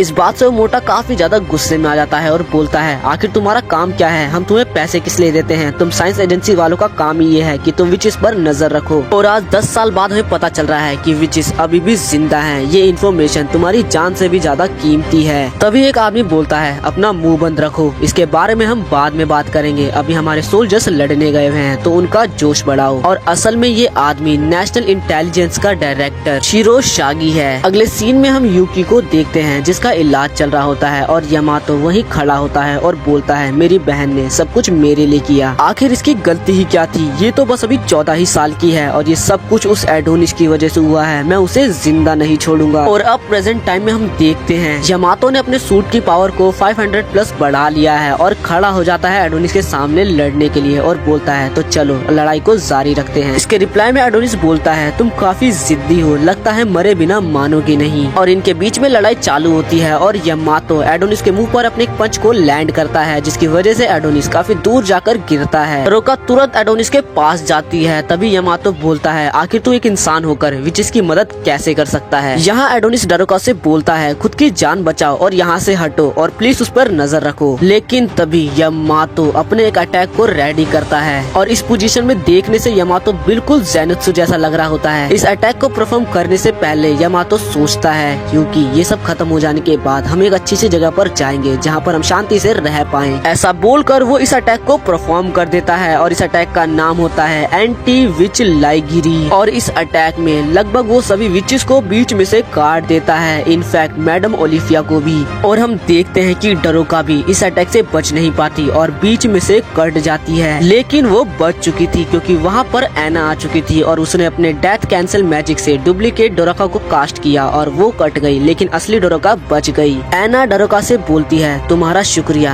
शुक्रिया मेरी दोस्त बनने के लिए। और ऐसा बोलकर डरोका की आंख के सामने एना मारी जाती है और डरोका रोने लगती है और बोलती है नहीं, ऐसा नहीं हो सकता। तभी एक आवाज आती है और पता चलता है कि जिस डिवाइस से ये लोग इनके ऊपर नजर रख रहे थे वो डिवाइस ही अब खराब हो चुका है। इसके बाद हम डरोका को देखते हैं जिसके अगल बगल काफी सारा खून था और डरोका रोते हुए बोलती है बस अब ये सब बहुत हुआ, अब मैं और ये नहीं देख सकती। आखिर मैं ही क्यों जिसे इतना दर्द होता है, मुझे ही क्यों हर बार इतना दर्द सहना पड़ता है, मुझे ही क्यों हर किसी की मौत को देखना पड़ता है। इसके बाद यामातो बोलता है सारी विचेस मारी गई हैं, बस यहाँ पर उस क्लोई का चेला बचा है। जिसके बाद एडोनिस और यामातो के बीच में लड़ाई चालू हो जाती है और एडोनिस अपने मैजिक का इस्तेमाल करता है और वहीं यामातो अपने साइंस टूल्स का। एडोनिस अपने एक मुक्के से ही यामातो की स्वॉर्ड को तोड़ देता है, लेकिन उसका दूसरा मुक्का यामातो रोक लेता है और अपनी स्वॉर्ड को वापस से रीजनरेट कर एडोनिस को मारता है। लेकिन एडोनिस बोलता है साइंस ये कितना ट्रिकी है। इस पर यामातो बोलता है हाँ बिल्कुल तुम्हारे मैजिक की ही तरह। तभी हम देखते हैं कि कुछ विचेस जिंदा होती हैं और वो बोलती हैं अब हमारा अंत नजदीक है। लेकिन मैडम ओलिफिया जो कि मरने ही वाली थी वो बोलती है तुम हार मत मानना, अभी भी तुम बच सकती हो। लेकिन उनमें से एक विच बोलती है अब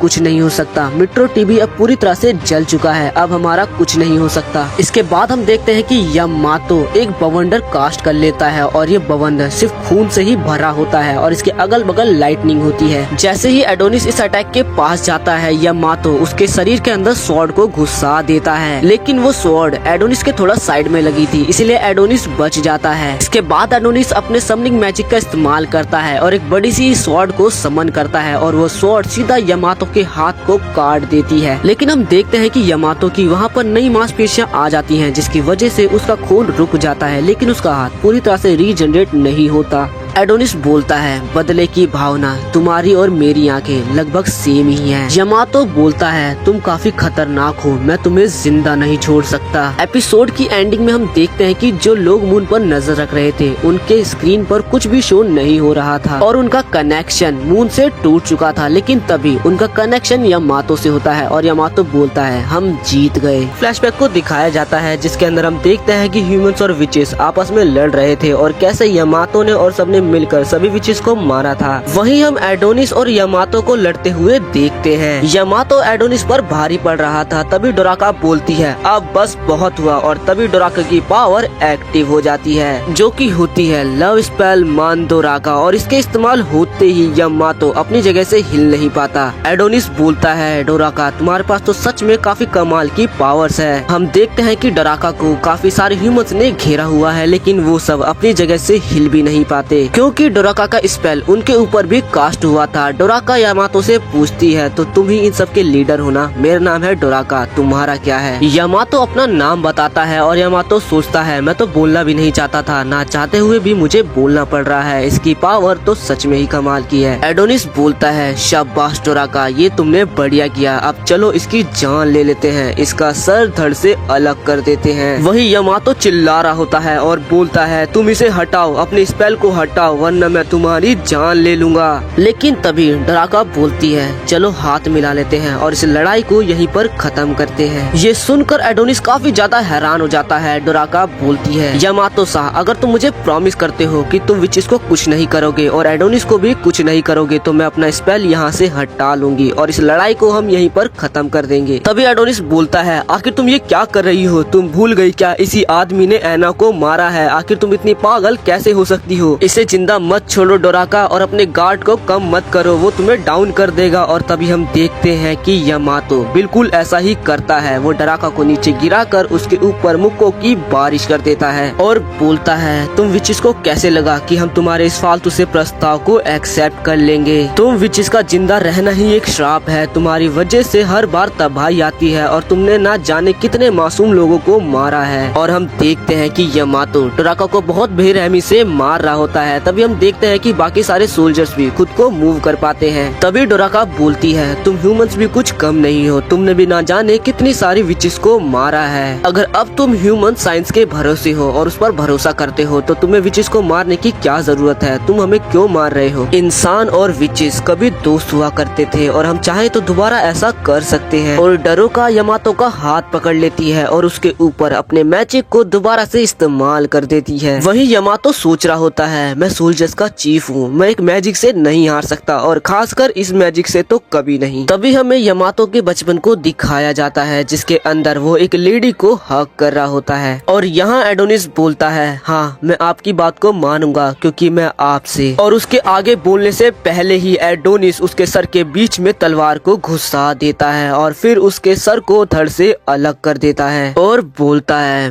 बदला, मेरे पास सिर्फ बदला है, मेरा मकसद भी बदला लेना है। तुम्हारे पास लव स्पेल है और ये मैजिक काफी ज्यादा पावरफुल है, तो चलो हाथ मिलाते हैं और पूरी दुनिया को खत्म कर देते हैं डोराका। इसके बाद सीन सीधा किंगडम पर शिफ्ट होता है जहाँ पर एक सोल्जर किंग को बता रहा होता है कि हमारे सारे सोल्जर्स मून पर विचेस से लड़ रहे हैं। किंग बोलता है, तो सारे विचेस मर तो जाएंगी ना, और इसी बात को बार बार रिपीट कर रहा होता है। तभी क्वीन बोलती है, ये सब कुछ उस बच्चे एडोनिस की वजह से हुआ है, क्लोई के चेले की वजह से। तभी किंग बोलता है, शाबाश मेरे सोल्जर्स, उस एडोनिस को मार दो और सभी विचेस को भी, और सब कुछ तबाह कर दो, मून को तबाह कर दो, सारे विचेस को तबाह कर दो। आखिर तुम विचेस की हिम्मत कैसे हुई जाकर मून पर छुपने की? लेकिन आज तुम्हारा खात्मा होगा। मेरी रानी मुझे बताओ मैं कितना अच्छा हूँ, मुझे गले लगाओ, मुझसे प्यार करो। और फिर वो क्वीन को टाइट की हक कर लेता है और वहाँ खड़े आसपास के सभी लोग ताली बजाने लगते हैं। तभी वो सोल्जर बोलता है, तो असल में ये बीमारी है किंग को। तभी क्वीन कहती है, डरने की बात नहीं है, कभी कभी ये बच्चे जैसा बिहेव करते हैं। और बोलती है, लव स्पेल, किंग तुमने अच्छा किया, तुमने सारे विचेस को मार कर अच्छा काम किया और अब तुम्हारा काम यहीं पर खत्म होता है और अब तुम मर सकते हो। और वहाँ खड़े आसपास के लोग म्यूजिक प्ले करने लगते हैं और किंग बोलता है, मेरी रानी मैं तुम्हारे लिए कुछ भी कर सकता हूँ। और क्वीन बोलती है, लेफ्ट राइट जाओ, तुम मर जाओ। किंग उसके हुक्म को मानकर एक पिलर पर चढ़ जाता है और बोलता है, यहाँ से कूदकर मैं जान देने वाला हूँ। तभी वो सोल्जर बोलता है, होश में आइए जापना, आप ये क्या कर रहे हैं? किंग बोलता है, मैं एक महान एम्परर हूँ जिसने अपनी क्वीन के लिए सब कुछ किया, क्योंकि मैं अपनी रानी से बहुत ज्यादा प्यार करता हूँ। काश मैं रानी और भी ज्यादा रुक पाता और तुम्हारी सेवा कर पाता। तभी रानी बोलती है, ऐसा मत बोलो डार्लिंग, तुम मुझे ब्लश करा रहे हो और अब जल्दी से कूद जाओ और मर जाओ। और हम देखते हैं कि किंग वहाँ से कूद जाता है। उतने में रानी बोलती है, लव स्पेल मंदुरागा डिसिपेल। तभी हम देखते हैं किंग की लाश को। तभी वो सोल्जर बोलता है, सारे मेरी बात ध्यान से सुनो, जल्दी यहाँ पर आओ, यहाँ पर एक विच है। तभी क्वीन अपने स्पेल का दोबारा से इस्तेमाल करती है और उस सोल्जर से बोलती है, लेकिन किंग तो यहाँ से फिसल के मरे थे ना, है ना? और वो सोल्जर बोलता है, ओवर एंड आउट, किंग यहाँ से फिसल कर मर चुके हैं, जल्दी से किसी को भेजो उनकी लाश को निकालने के लिए। तभी क्वीन बोलती है, ओसागी मुझे लग रहा है तुम कुछ कहना चाहते हो, क्या मुझे उसे नहीं मारना चाहिए था? तभी ओसागी बोलता है, नहीं आपने सही किया, वो तो बस हमारा एक प्यादा था जिसे आपने मार दिया। फिर क्वीन बोलती है, मेरा मैजिक सिर्फ मर्दों पर काम करता है, औरतों पर नहीं। तभी ओसागी बोलता है, अब आप इस दुनिया पर राज कर सकती हैं, यहाँ की महारानी बन सकती हैं। तभी क्वीन बोलती है, लेकिन तुम्हें पता है ना मुझे क्या चाहिए? मुझे ये सब नहीं चाहिए। जिसके बाद हम देखते हैं कि क्वीन अपने मार्क्स को हटा देती है और बोलती है, अब तुम चाहे मुझे मेरे मिडिल नेम से बुला सकते हो ओसागी। ओसागी बोलता है, जैसा आप चाहे मिस डोरथिया। इसके बाद क्वीन बोलती है, मैं हूँ डोरथिया जिसने विचेस के नेशन को बहुत पहले ही छोड़ दिया था। और वो ओसागी का हाथ पकड़ लेती है और बोलती है, उसको पाने के लिए। जिसके बाद हमें एडोनिस के क्लम को एक जार के अंदर बंद दिखाया जाता है। इसके बाद हम वापस से एडोनिस और डोरोका को देखते हैं। डोरोका एडोनिस के ऑफर को ठुकरा देती है, लेकिन एडोनिस बोलता है, अपने स्पेल को मत हटाना, मैं जल्दी इन सबको मारने वाला हूँ। और हम देखते हैं एडोनिस अपने क्विल का इस्तेमाल कर कर सभी सोल्जर्स को बहुत बेरहमी से मारता है। वो सभी सोल्जर बोलते हैं हम यहाँ से बच सकते हैं अगर हम यहाँ से हिल पाए तो। डरोका बोलती है प्लीज ये सब मत करो एडोनिस, लेकिन एडोनिस कहाँ उसकी बात को मानने वाला था। वो उन सभी सोल्जर्स को बहुत बेरहमी से मारने लगता है। ये देखकर डरोका बोलती है एडोनिस मैं ये मैजिक तुम्हारे ऊपर इस्तेमाल नहीं करना चाहती थी, लेकिन अगर तुम नहीं रुकोगे तो मुझे ये करना होगा। तभी एडोनिस उसके ऊपर अपना सर रखता है और बोलता है तुम ये कर सकती हो अगर तुम दोबारा मरना चाहती हो तो। और फिर वो वहाँ से जाकर बाकी बचे सोल्जर्स को बहुत बेरहमी से मारने लगता है। वो बिल्कुल पागल हो जाता है और पागलों की तरह सभी सोल्जर को मार देता है। डरोका एडोनिस को रोकती है और बोलती है एडोनिस प्लीज ऐसा मत करो, तुम्हारा बदला कब जाने ह्यूमंस का बदला बन जाएगा। एडोनिस बोलता है अपना मुंह बंद रखो और मैं जो कर रहा हूँ मुझे करने दो। डरोका बोलती है मैं थक चुकी हूँ इस खून खराबे से, लेकिन एडोनिस उसकी एक नहीं सुनता और सभी सोल्जर्स को जान से मार देता है। इसके बाद वो यमातो के पास जाता है और उसके कटे गले को उठाता है और अपने मैजिक पैरा वॉइस का इस्तेमाल करता है। तभी हमें अर्थ का सीन दिखाया जाता है जहाँ पर मून से कनेक्शन उनका टूट चुका था और लाइट भी जा चुकी थी, लेकिन तभी स्क्रीन पर यमातो आता है और बोलता है मैं यमातो, हम इस फाइट को जीत चुके हैं, अब जाओ और ये बात हमारे किंग को बता दो। लेकिन इस फाइट में मैंने अपने काफी सारे सोल्जर्स को खो दिया है और अब यहाँ पर एक भी विच जिंदा नहीं है और हमारे सोल्जर्स भी नहीं, मैं अकेला ही अर्थ पर वापस आऊंगा। तभी वो लेडी जो व्हीलचेयर पर बैठी होती है वो सोचती है ये चीज यमातो नहीं हो सकती, आखिर ये क्या है। यमातो आगे बोलता है मैं अपनी अर्थ को अभी से ही मिस कर रहा हूँ और मैं उस क्लोई के चेले का सर अपने साथ लेकर आऊंगा। और तब हम देखते हैं कि ये तो असल में एडोनिस ही है जिसने यमातो की आगे की खाल को अपने चेहरे पर लगा रखी है और बात कर रहा है। इसके बाद हम विचेस की रानी मिस ओलिविया को देखते हैं जो कि बोलती है तो एडोनिस ये प्लान था तुम्हारा, तुम यहाँ पर ह्यूमंस को बुलाकर उनके साथ घुल मिलकर अपनी अर्थ पर वापस जाना चाहते हो। इसके बाद एडोनिस डरोका का हाथ पकड़ लेता है और उससे बोलता है चलो डरोका हम यहाँ से जाते हैं, लेकिन डरोका उसके हाथ को छुटाकर उसके एक रैप्टा मार देती है और बोलती है अगर अभी यहाँ पर क्लोई होती तो वो क्या सोचती। अभी हम देखते हैं कि ह्यूमंस अपने साइंस की मदद से एडोनिस और डरोका को टेलीपोर्ट कर कर अपने पास बुला लेते हैं और मिस ओलिविया बोलते हैं गुड बाय एडोनिस, इंसानी शरीर में शैतान के बच्चे, भगवान तुम्हें इस सब की सजा जरूर देगा और मुझे माफ करना सारे विचेस, मैंने तुम्हें एक होप दी। और वो टेलीपोर्टेशन कुछ ज्यादा ही स्ट्रांग हो जाता है और उसके अंदर डरोका और एडोनिस होते हैं और एडोनिस बोलता है मुझे माफ करना। नीचे धरती पर सभी लोगों को यमातो का इंतजार होता है, लेकिन उस लेडी को पता था कि यमातो नहीं एडोनिस आने वाला है, इसीलिए वो सभी सोल्जर्स के साथ तैयार थी। अब काउंटिंग स्टार्ट हो जाती है 3, 2, 1 और अंधाधुन फायरिंग स्टार्ट हो जाती है। लेकिन ये लोग देखते हैं तो पाते हैं कि वहाँ तो कोई है ही नहीं, वो दोनों कहीं और टेलीपोर्ट हो चुके हैं और अब ये लोग उन्हें ट्रेस भी नहीं कर पा रहे। दूसरी तरफ हम डरोका और एडोनिस को देखते हैं जो कि अर्थ पर ही पर कहीं और टेलीपोर्ट हो चुके हैं। अब एडोनिस बोलता है देखो अब हम यहाँ हैं, अब हम सबसे छोटे से छोटे कदम रखकर ह्यूमंस का खात्मा कर सकते हैं। तभी हमें वो वाला फ्लैशबैक दिखाया जाता है जब ये लोग टेलीपोर्ट हो रहे थे। तब डरोका बोलती है लेकिन यहाँ पर कुछ विचेस अभी भी जिंदा है, लेकिन एडोनिस की बात को इग्नोर करता हुआ यमातो के फोन को उसकी ही वॉइस से अनलॉक कर लेता है और दोनों को कहीं और टेलीपोर्ट करने की कमांड देता है और इसी वजह से ये लोग यहाँ पर टेलीपोर्ट हुए हैं। अब एडोनिस बोलता है देखो अब मैं यहाँ से आगे बढ़कर पहले छोटे मोटे गाँव को तबाह करना शुरू करूंगा और धीरे धीरे पूरी दुनिया के इंसानों को मार दूंगा, पर इन सबसे पहले मैं दवाइयों की मदद से खुद को हील करूंगा। लेकिन डरोका चुपचाप बैठ जाती है और बोलती है प्लीज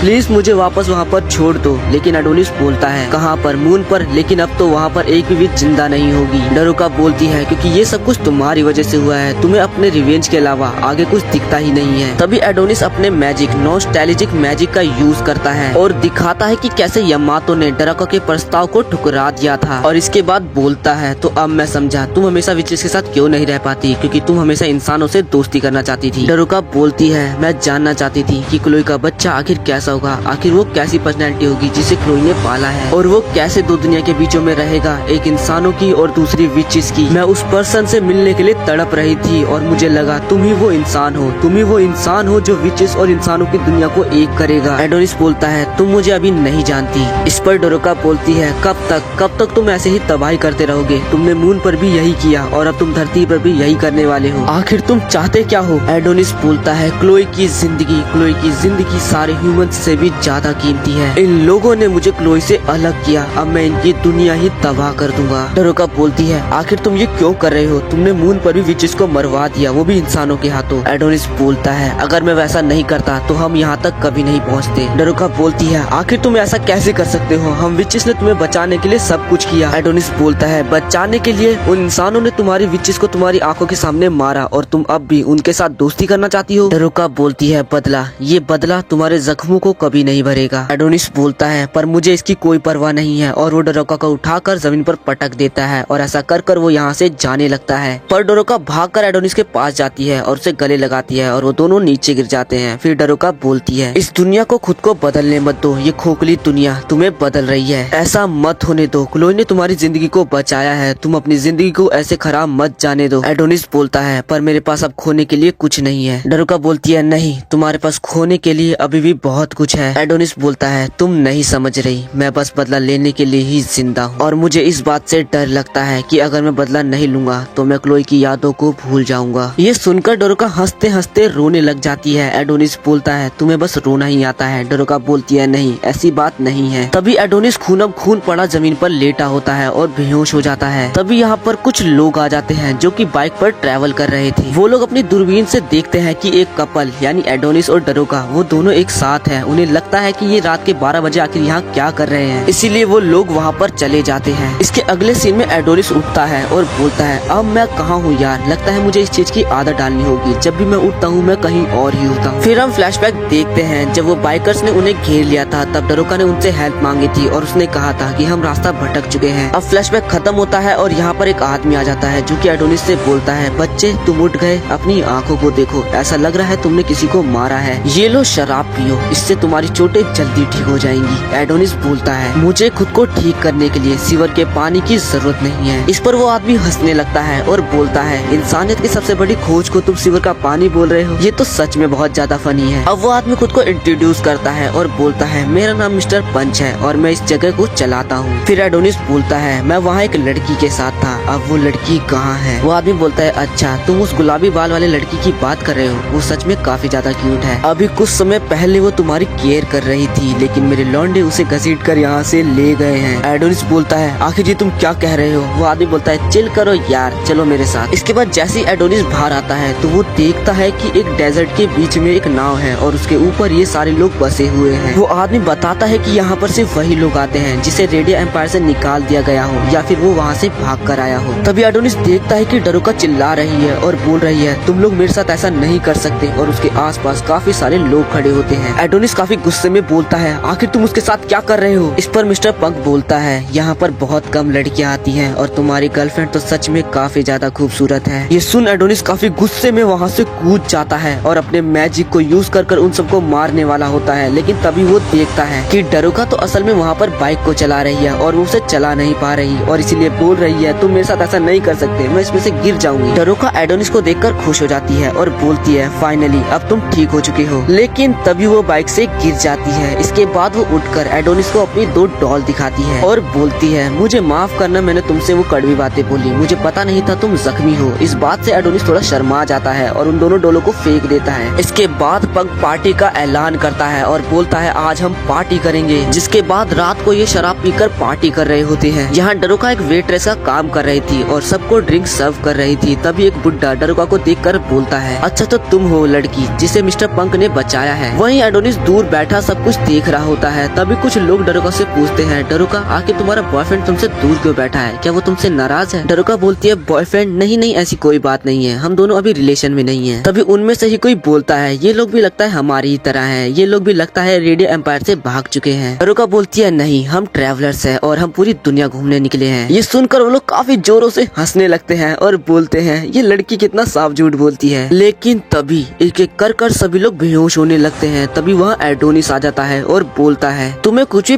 पीने से पहले उसको अच्छे से जांच लेना चाहिए। डरोका बोलती है आखिर तुमने ये क्या कर दिया, आखिर तुमने अपने मैजिक से इन्हें भी मार दिया। एडोनिस बोलता है नहीं नहीं, मैंने ऐसा कुछ नहीं किया है, बस कुछ ट्विस्ट अल्कोहल को भी बदल देते हैं। तुम तो एक विच हो, तुम्हें तो ये सब कुछ समझ में आता होगा ना। डरोका बोलती है नहीं, मैं बिल्कुल स्टूपिड हूँ। अच्छा तो ये लोग मरे नहीं है, बस बेहोश हैं। तभी एडोनिस उनकी जेब में से एक बंदूक निकालता है और बोलता है नहीं अब तक तो नहीं, और उन्हें मारने वाला होता है। तभी डरोका बोलती है ये सारे आदमी काफी काइंड और काफी दयालु हैं, इन लोगों ने हमें खाना दिया, हमें दवाई दी। एडोनिस बोलता है तो क्या हुआ। डरोका बोलती है तो तुम इन्हें मार नहीं सकते, इन लोगों ने हमारी जान बचाई है। एडोनिस बोलता है मैं इन मरे हुए इंसानों को वैसे ही नहीं मारने वाला और इन पे अपनी पावर को वेस्ट नहीं करने वाला। और ऐसा बोलकर वो वहाँ से जाने लगता है और जाते जाते बोलता है मैंने सोच लिया है, मुझे अब तुम्हारी भी जरूरत नहीं है। डरोका बोलती है रुको, नहीं तुम ऐसा नहीं कर सकते। एडोनिस बोलता है मैं तुम्हारी तरह नहीं हूँ, किसी खास को खोने के बाद मैं ऐसे हंस नहीं सकता, हम दोनों एक दूसरे से काफी अलग हैं। तभी डरोका बोलती है क्या होता अगर इन लोगों को पता चल जाता कि मैं एक विच हूँ, मुझे ऐसा करना पड़ता है, मुझे झूठ मूठ का हंसना पड़ता है ताकि मैं इनसे घुल मिल सकूं। मैंने ये इसीलिए किया ताकि मैं पकड़ी न जाऊं। और वो रोने लग जाती है और बोलती है मुझे भी बुरा लगता है कि मेरे लोगों के साथ आखिर क्या हुआ। तभी एडोनिस बोलता है तुम मेरी तरह नहीं हो डरोका,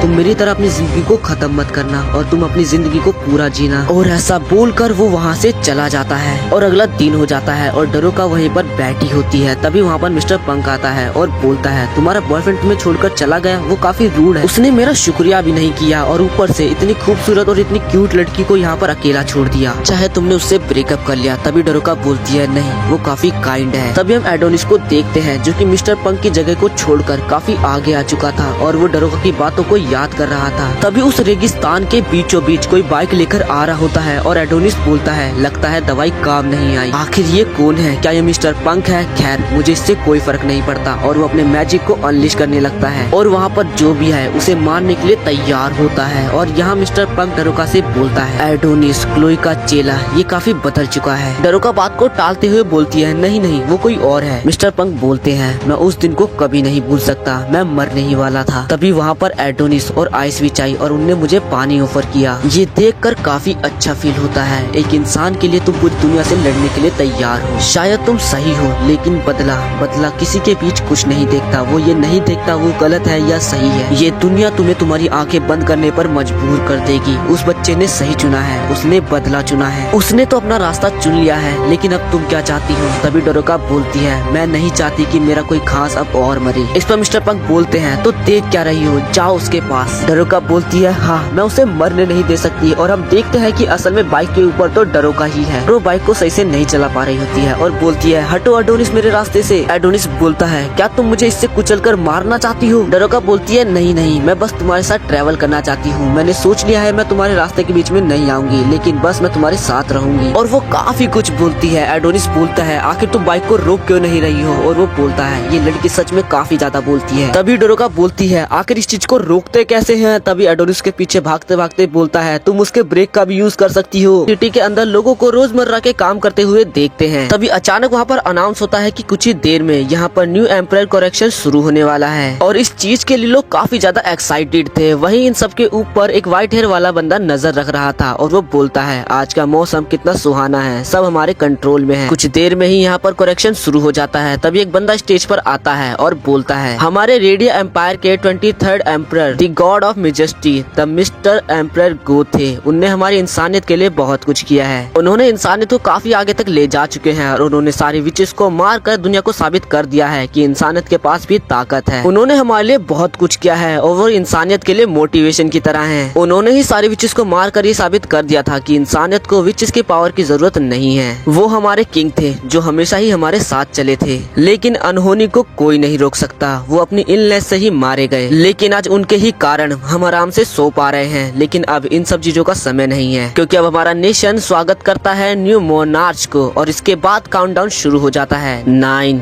8, 7, 6, 5, 4, 3, 2 and 1। Please welcome high majesty queen डोरेथिया।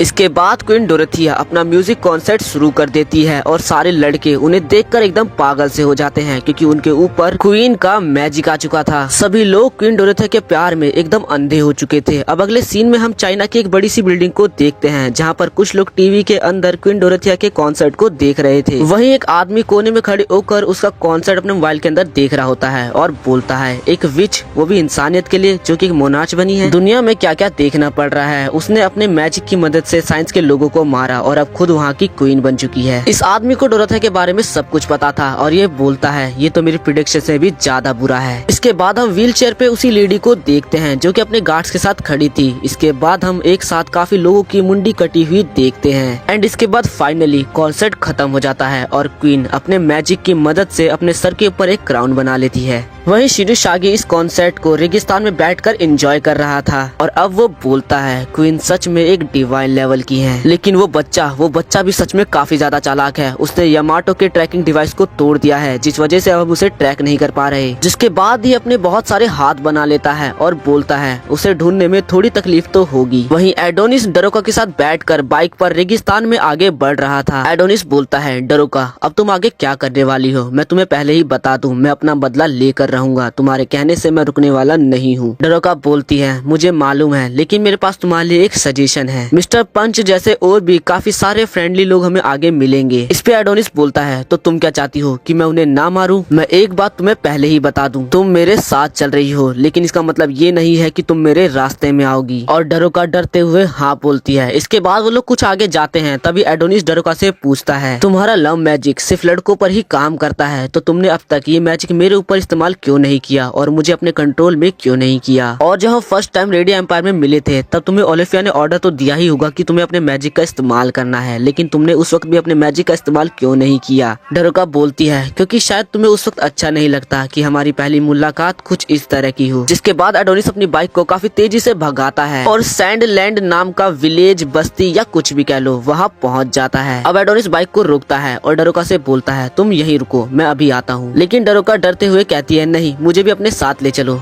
Adonis बोलता है, जैसी तुम्हारी मर्जी, लेकिन तुम्हारे इस बैग में क्या है? डरोका बताती है, ये बैग मुझे मिस्टर पंच ने दिया है और इसके अंदर हमारा खाना, हमारी दवाइयाँ, सब कुछ है। इसके बाद डरोका एडोनिस को एक स्नोमैन का फेस दिखाती है और फिर उससे एक बड़ा टेंट बना देती है। लेकिन एज यूजुअल एडोनिस इन बातों को इग्नोर करता हुआ आगे बढ़ जाता है। फिर डरोका भी जल्दी से एडोनिस के पीछे चली जाती है। वो यहाँ की जगह को देखकर बोलती है, सच में ये लगता है भूतों का शहर है। एडोनिस बोलता है, यहाँ तो लड़ाई का कोई नामो निशान ही नहीं है। जिसके बाद वो लोग डिसाइड करते हैं कि वो यहाँ की सबसे बड़ी बिल्डिंग में जाएंगे जो कि असल में एक पुलिस स्टेशन था। अब अंदर जाते ही डरोका को एक चूहा दिख जाता है जिससे वो काफी ज्यादा डर जाती है। इसके बाद उसे एक चमगादड़ दिखता है जिससे वो और भी ज्यादा डर जाती है। एंड यही नहीं, डरोका का पैर फ्लोर के अंदर चला जाता है जिससे वो बहुत ज्यादा डर जाती है एंड लिटरली रोना चालू कर देती है। इसके बाद डरोका अपनी बेवकूफी के लिए एडोनिस से माफी मांगती है। एडोनिस बोलता है, मैंने तुम्हें पहले ही कहा था कि अपने आसपास ध्यान रखना। अब ऊपर वाले फ्लोर पर जाते ही डरोका के पीछे एक होलोग्राम पिक्चर आ जाती है और वो बोलता है, मिस, मैं क्या आपकी कुछ हेल्प कर सकता हूँ? आवाज सुनते ही डरोका एकदम चीख उठती है और बोलती है, मुझे बचाओ एडोनिस। एडोनिस वहाँ आता है और बोलता है, डरो मत, ये एक होलोग्राम है। डरोका बोलती है, अच्छा, तो इसका नाम मिस्टर होलोग्राम है, क्या तुम इसे जानते हो? एडोनिस बोलता है, तुम एकदम बेवकूफ हो, ये एक 3 डायमेंशनल पिक्चर है। इसके बाद ये लोग पुलिस स्टेशन को पूरी तरह से छानबीन लेते हैं। इसके बाद ये लोग जेल की सेल की तरफ बढ़ते हैं। थोड़ा आगे जाते ही उन्हें किसी गाने की आवाज आने लगती है। जिसके बाद थोड़ा और आगे जाने पर वो लोग देखते हैं कि एक आदमी गिटार को लेकर गाना गा रहा है। डरोका उसे आवाज लगाती है लेकिन वो आदमी नहीं सुनता। जिसके बाद डरोका एकदम चिल्लाती है और ये चीख सुनकर वो आदमी एकदम डर जाता है और बेड से नीचे गिर जाता है। एडोनिस और डरोका को देखकर वो आदमी बोलता है, तुम लोग यहाँ क्या कर रहे हो? मुझे तो लगा यहाँ कोई नहीं है, मुझे लगा सब लोग यहाँ से जा चुके हैं, तुम मुझे कंफ्यूज कर रहे हो, आखिर तुम लोग हो कौन? डरोका बताती है, हम तो सिर्फ बन जा रहे हैं और यहाँ से जा रहे थे। ये सुनकर उस आदमी को काफी ज्यादा रिलीफ मिलता है और वो बोलता है, शुक्र है, मैं तो डर ही गया था। तभी एडोनिस देखता है कि उसके बेड के ऊपर एक रिंग पड़ी हुई है। तभी वो ओल्ड मैन बोलता है, आखिर तुम लोग यहाँ क्या कर रहे हो? तभी एडोनिस बोलता है, क्या हम आपसे एक सवाल कर सकते हैं, अकेले आप ही यहाँ पर क्यों बचे हो? इस पर वो ओल्ड मैन बोलता है, क्योंकि शायद मैं एक कैदी हूँ इसीलिए। तभी एडोनिस ये नोटिस कर लेता है कि वो आदमी अपने पीछे कुछ छुपा रहा है। जिसके बाद एडोनिस वहाँ से चला जाता है और डरोका को भी अपने साथ आने के लिए बोलता है। लेकिन डरोका बोलती है, इतनी जल्दी? आखिर हम इतनी जल्दी यहाँ से क्यों जा रहे हैं? एडोनिस बोलता है, क्योंकि हमारा यहाँ पर कोई काम नहीं है। इस पर वो ओल्ड मैन बोलता है, तुम्हें यहाँ पर कोई काम नहीं है? सब लोग यही कहते हैं जो भी यहाँ से चले जाते हैं वो गियर एक्सपेंशन। वो लोग बोलते हैं कि अब इंसान ओल्ड फैशन में नहीं जी सकता और अब जब सारी विचेस मर चुकी हैं तो अब इंसानियत की होप और उसकी प्राइड दोनों ही यहाँ से जा चुकी है। तो क्या तुम्हें वो दिन याद नहीं आ रहा जब सभी विचेस को मारा गया था? हम इंसानों ने अपनी आवाज को ऊपर किया था। इस पर एडोनिस पूछता है तो क्या यहाँ कोई मेट्रो पुलिस है? ओल्ड मैन बताता है द सिटी स्टेट ऑफ मुम्ता वो यहाँ से 70 किलोमीटर दूर है। ये जानने के बाद डरोका और एडोनिस दोनों बाहर आ जाते हैं। डरोका बोलती है वो आदमी यहाँ पर अकेला मर जाएगा तो क्या हम उसे बाहर नहीं निकाल सकते? एडोनिस बोलता है ये हमारा काम नहीं है। डरोका दोबारा बोलती है तो क्या हुआ, क्या हम उसे अपना खाना नहीं दे सकते जो मिस्टर पंक ने हमें दिया था? एडोनिस बोलता है डरोका मेरी बात को ध्यान से सुनो, क्या तुमने ध्यान नहीं दिया? वो लॉकअप खुला हुआ था। उन मैरिड कपल्स को बस एक ही चीज की जरूरत है, वो है शांति। जिसके बाद हम देखते हैं कि वो ओल्ड मैन असल में वहाँ पर अपनी वाइफ के स्केलेटन के साथ रहता है। और अब वो ओल्ड मैन बोलता है मैं हमेशा ही तुम्हारे लिए गाता रहूंगा मेरी प्यारी शाशा। अब सब कुछ सही है, वो लोग यहाँ से जा चुके हैं। और वो रोने लग जाता है और बोलता है जिन लोगों ने तुम्हें एक विच कहकर यहाँ पर लॉक कर दिया था वो लोग यहाँ से जा चुके हैं। मुझे माफ करना, मैं तुम्हें बचा नहीं पाया मेरी प्यारी शाशा। और यहाँ बाहर एडोनिस बोलता है चलो डरोका अब हमें जाना है और अब हमें जाना है मुम्ता की ओर। देखते हैं कि एडोनिस और डरोका मुम्ता पहुँच जाते हैं और जैसे ही वो अंदर जाने लगते हैं डरोका एडोनिस से पूछती है क्या तुम यहाँ पर भी लोगों को मारने वाले हो? जिस पर एडोनिस हाँ करता है। तो डरोका बोलती है पर ये दिखने में एक बहुत बड़ी सिटी लगती है तो यहाँ पर काफी सारे गार्ड्स और काफी सारे वेपन्स भी होंगे। एडोनिस बोलता है मुझे कुछ समझ में नहीं आ रहा। तभी डरोका बोलती है असल में मैं ये कहना चाहती हूँ कि अगर उन लोगों ने तुम पर अटैक कर दिया तो तुम कैसे बचोगे? इसके बाद डरोका खुद ही शांत हो जाती है। थोड़ी देर बाद डरोका बोलती है चलो एक गेम खेलते हैं, लेकिन एडोनिस के लिए मना कर देता है। और ऐसे ही बहसबाजी करते हुए वो दोनों सिटी के अंदर पहुँच जाते हैं, लेकिन अंदर का नजारा देखकर दोनों शांत हो जाते हैं। तभी डरोका एडोनिस को बाइक रोकने के लिए कहती है और बोलती है सामने एक औरत है। एडोनिस बाइक को रोक देता है। डरोका उसके पास चली जाती है। एडोनिस बोलता है उससे दूर रहो। डरोका बोलती है लेकिन इसे हमारी हेल्प की जरूरत है। तभी अचानक एडोनिस बोलता है वो कोई इंसान नहीं है, उससे दूर हटो। और हम देखते हैं कि वो एक रोबोटिक डोल होती है जो कि डरोका पे अटैक कर देती है। लेकिन तभी एडोनिस अपनी गन से उस रोबोटिक डोल को शूट कर देता है। एडोनिस डरोका को समझाता है कि ये इंसानों के खिलौने होते हैं। तभी उन दोनों को एक होटल के अंदर से काफी अजीब सी आवाजें आने लगती हैं। इस आवाज से वो लोग समझ जाते हैं कि उस होटल के अंदर काफी सारी और भी डोल्स हैं। तो एडोनिस फैसला करता है कि वो अकेले जाकर उन डोल्स को मार कर आएगा। लेकिन डरोका भी उसके साथ जाने के लिए जिद करती है, लेकिन एडोनिस उसे डांट कर वहीं पर रोक देता है और अकेला ही अंदर चला जाता है। यहाँ डरोका अकेले काफी सारी और डोल्स को देखकर काफी ज्यादा डर जाती है। इसके बाद वो होटल के अंदर जाकर एडोनिस का पीछा करने लगती है। तभी वो सोचती है अगर एडोनिस ने मुझे पकड़ लिया तो मैं उससे माफी मांग लूंगी, वो काफी काइंड पर्सन है तो वो मुझे माफ भी कर देगा। लेकिन तभी बोलती है लेकिन रुको, एडोनिस पहले ही मुझे एक धमकी दे चुका है। जिसके बाद वो एडोनिस के गुस्से को याद करने लगती है और यही सब सोचकर उसका दिमाग खराब हो रहा होता है। तभी एडोनिस उसे देख लेता है, लेकिन जैसा उसने सोचा था एडोनिस उसे माफ भी कर देता है और साथ ही बोलता है मेरे रास्ते के बीच में मत आना। पर डरोका ये सब सुनकर काफी ज्यादा खुश हो जाती है। इसके बाद वो दोनों होटल के एक रूम के सामने जाकर रुक जाते हैं और उसके अंदर से ही ये सारी आवाजें आ रही थी। अब वो लोग उस रूम का दरवाजा खोलते हैं और अंदर का नजारा देखकर वो लोग काफी ज्यादा हैरान हो जाते हैं। तभी एडोनिस बोलता है द कंट्री ऑफ मुम्ता। तो ये है रिजल्ट एंडलेस ग्रीड का।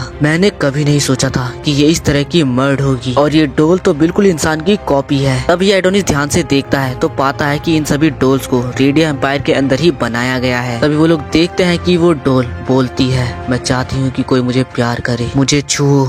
और वो डोल रोने लग जाती है। एडोनिस बोलता है क्या इन सब ने सेल्फ आर्मनेस को डेवलप कर लिया है? तभी उनमें से एक डोल बोलती है क्या मैं तुमसे एक सवाल कर सकती हूँ? आखिर तुमने हम लोगों को क्यों बनाया? आखिर तुमने हम लोगों को इस तरह से प्रोग्राम क्यों किया? हम सभी को इस तरह की जिंदगी नहीं चाहिए। और वो डोल रोते हुए बोलती है प्लीज हमें मार दो। एडोनिस अपनी गन उठाकर उन डोल्स को मार देता है एंड मरते हुए वो डोल एडोनिस को शुक्रिया बोलती है। वहीं दूसरी तरफ हम दो निंजा को देखते हैं जो कि बिलोंग करती थी सिटी 9 लिली विलेज से और इनका नाम था कुर्नोची क्राउन नंबर 5 और नंबर 6। ये लोग शायद एडोनिस को मारने जा रहे थे। तभी उनके सामने रेडियो एम्पायर्स के गार्ड आ जाते हैं। तभी उनमें से नंबर 5 अपने कुनाइल से उन गार्डों को मार देती है और बाकी बचे गार्ड्स को नंबर 6 अपनी तलवार से काट देती है और वो दोनों मिलकर वहाँ पर सभी गार्ड्स को मार देते हैं। इसके बाद हम वापस से एडोनिस को देखते हैं जो कि बोलता है एक बार मैडम ओलिफिया ने कहा था साइंस को और ज्यादा बढ़ाना इंसान की एक बुरी आदत है। एडोनिस आगे बोलता है इस धरती पर इंसान उन सभी चीजों को क्रिएट करता है सेटिस्फेक्शन के लिए जिसे वो इमेजिन कर सकता है, और उनके लिए एक ऐसी डॉल बनाना ज्यादा मुश्किल नहीं रहा होगा। इंसानों ने औरतें जैसी डॉल बनाई ताकि वो उनकी हवस को पूरा करे।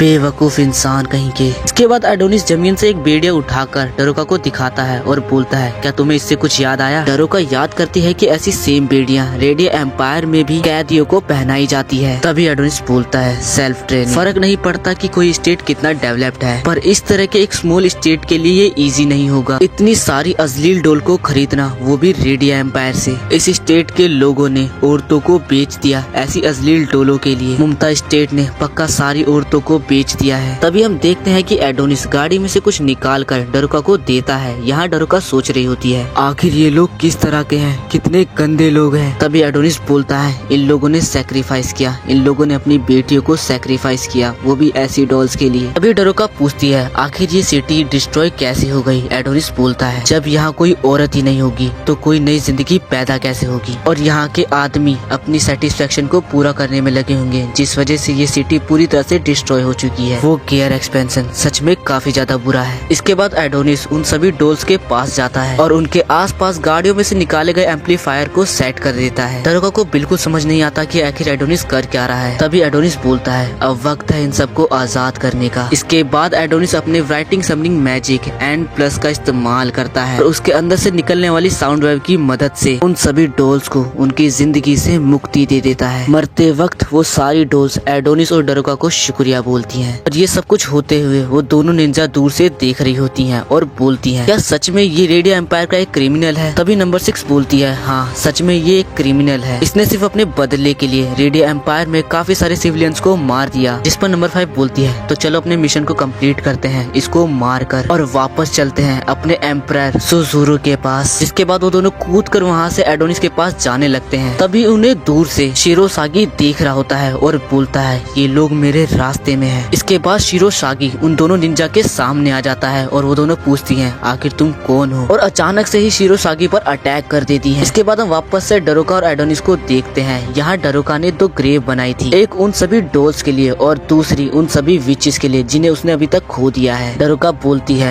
मुझे माफ करना, मैं आप लोगों के लिए कुछ नहीं कर पाई। तभी एडोनिस बोलता है, उन सभी के लिए प्रार्थना करना बिल्कुल बेकार है जो कि मर चुके हैं। ये सब तो एक बेकार तरीका है उन सब लोगों के लिए जो जी रहे हैं और सच्चाई से दूर भाग रहे हैं। लेकिन अगर तुम सच में उन लोगों के लिए कुछ करना चाहती हो तो तुम उन सभी इंसानों को मार सकती हो। लेकिन डरोका इसके लिए साफ मना कर देती है। इसके बाद एडोनिस बोलता है, तुम चाहो तो यहाँ पर रुक सकती हो। डरोका पूछती है, आखिर तुमने ऐसा क्यों कहा? एडोनिस बोलता है, तुम्हारी दोस्त आना और मैडम ओलिविया और वो सारी विचेस मेरी वजह से मरी हैं, और अगर तुम भी मेरे साथ रही तो वो वक्त दूर नहीं जब तुम भी मर जाओगी। अभी भी ज्यादा देर नहीं हुई है, अभी भी चॉइस तुम्हारे पास ही है, तुम चाहो तो यहाँ रुक सकती हो। लेकिन डरोका इसके लिए मना करते हुए एडोनिस को वो दोनों डॉल्स दिखाने लगती है। इसके बाद एडोनिस डरोका को अपने साथ चलने के लिए कहता है और उससे सॉरी बोलता है, और वो दोनों बातें करते हुए अपनी बाइक की तरफ जाने लगते हैं। तभी वो देखते हैं कि उनकी बाइक के ऊपर कोई बैठा है और ये हमारा शिरोसागी होता है। डरोका पूछती है, आखिर तुम कौन हो? एडोनिस बोलता है, क्या तुम पागल हो? तुम्हें समझ नहीं आ रहा कि ये हमारा दुश्मन है। इसके बाद शिरोसागी उनकी बाइक को तोड़ देता है और उसके हाथों में हम उन दोनों निंजा की मुंडी देखते हैं। इसके बाद वो खुद को इंट्रोड्यूस करते हुए अपना नाम शिरोसागी बताता है और बोलता है, मैं रेडियो एम्पायर से हूँ और यहाँ तुम्हारी मुंडी काटने आया हूँ। तभी एडोनिस बोलता है, आखिरकार मुझे कोई तो मिला रेडियो एम्पायर का जिसे मैं मार सकता हूँ। एडोनिस और शिरोसागी एक दूसरे के आमने सामने होते हैं। तभी यहाँ ड्रोन से रेडियो एम्पायर की सिक्योरिटी एजेंसी उन लोगों पर नजर रख रही होती है और ये सब कुछ नेशनल एजेंसी की चीफ इन्वेस्टिगेटर चार्मी कर रही होती है। एडोनिस शिरोसागी और ड्रोन को देखकर सोचता है, मुझे नहीं लगा था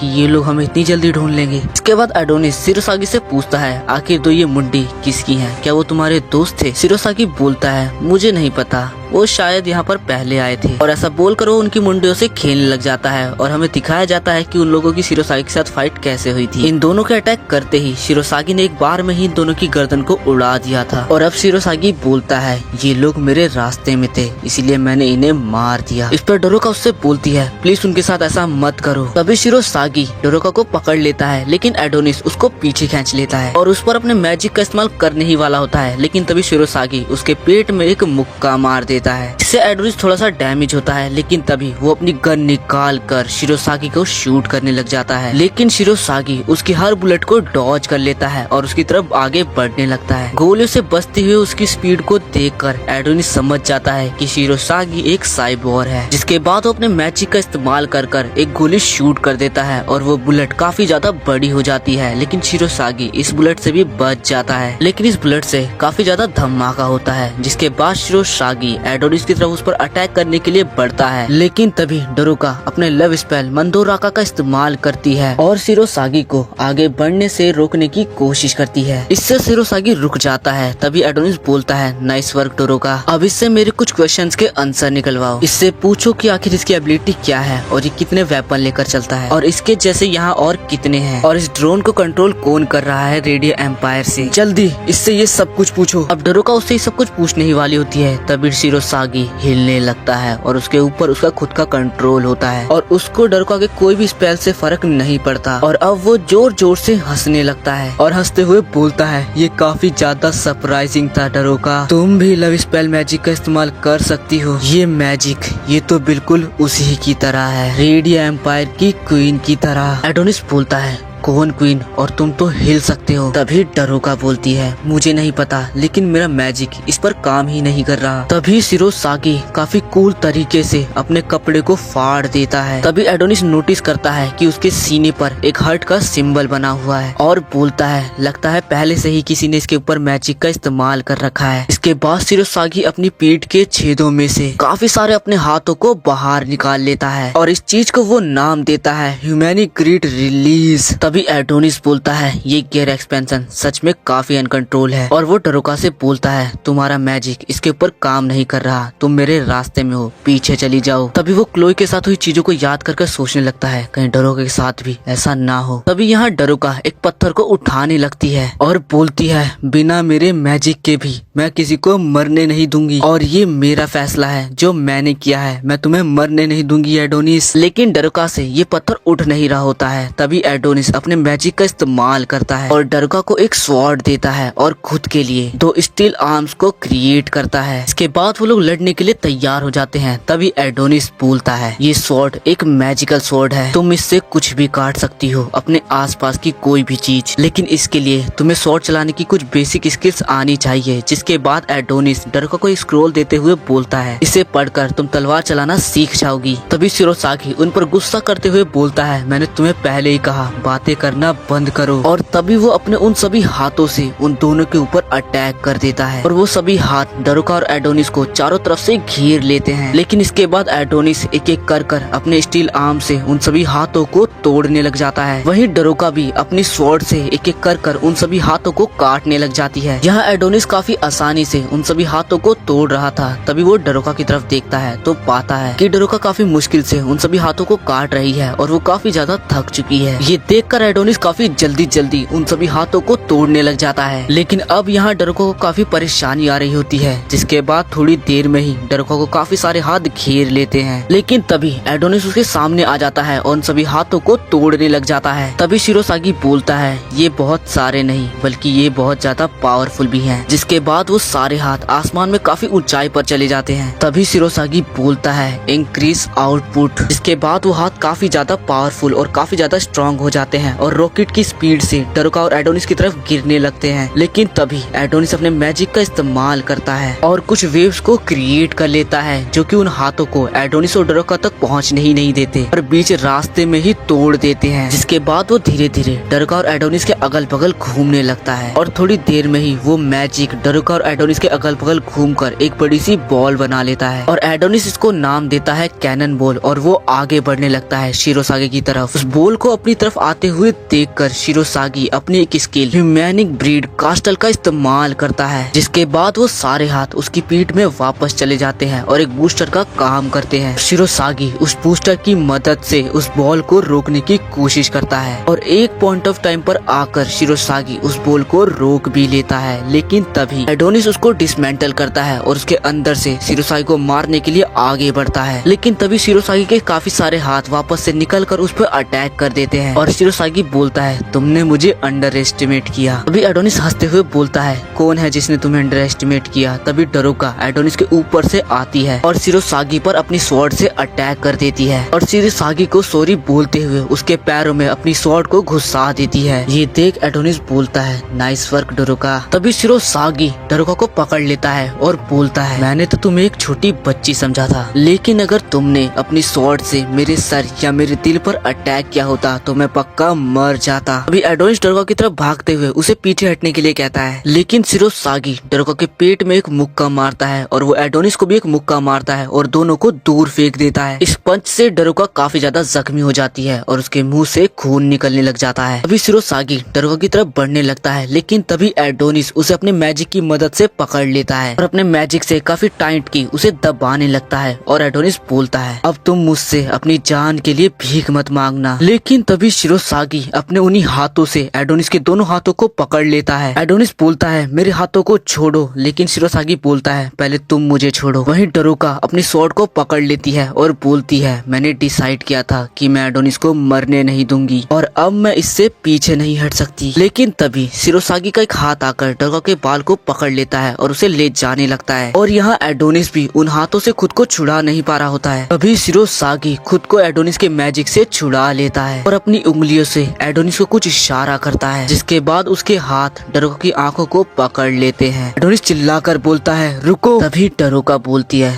तुम्हारा शुक्रिया एडोनिस, मेरी तरफ चलने के लिए। एक स्माइल करते हुए बोलती है, अगर मैं एक विश मांग सकती। और एडोनिस के साथ के अपने सफर को याद करने लगती है और बोलती है, तो मैं मांगती कि हम एक साथ और भी चीजों को देख पाते। तभी शिरोसागी बोलता है, मुझे माफ करना मिस डरोका, जो भी तुम्हारा नाम है, लेकिन आखिरी बार तुम इसे देख रही हो। और उसके ऐसा बोलते ही उसके दोनों हाथ डरोका की दोनों आंखें फोड़ देते हैं। डरोका दर्द के मारे चिल्ला रही होती है और एडोनिस उसको ऐसा देखकर क्लोई के साथ हुआ सब कुछ याद करने लगता है। तभी शिरोसागी बोलता है, क्या तुम्हें ये महसूस हो रहा है एडोनिस। और डरोका अभी भी काफी तेजी से चिल्ला रही होती है। तभी एडोनिस अपने आर्म को डिसमेंटल कर कर खुद को उनके हाथों से छुड़ा लेता है और डरोका की तरफ दौड़ने लगता है। लेकिन तभी शिरोसागी की वो दोनों हाथ डरोका की आंखें निकाल लेते हैं और डरोका जमीन पर गिरने लगती है। एडोनिस भागकर डरोका के पास जाता है और उसे गले लगा लेता है। तभी डरोका बोलती है, सुनो एडोनिस, मुझे कुछ दिखाई नहीं दे रहा है, मैं कुछ देख नहीं पा रही। तभी एडोनिस डरोका की आंखों पर अपना हाथ लगा लेता है, लेकिन उसका खून बहुत ज्यादा बह रहा होता है। तभी डरोका बोलती है,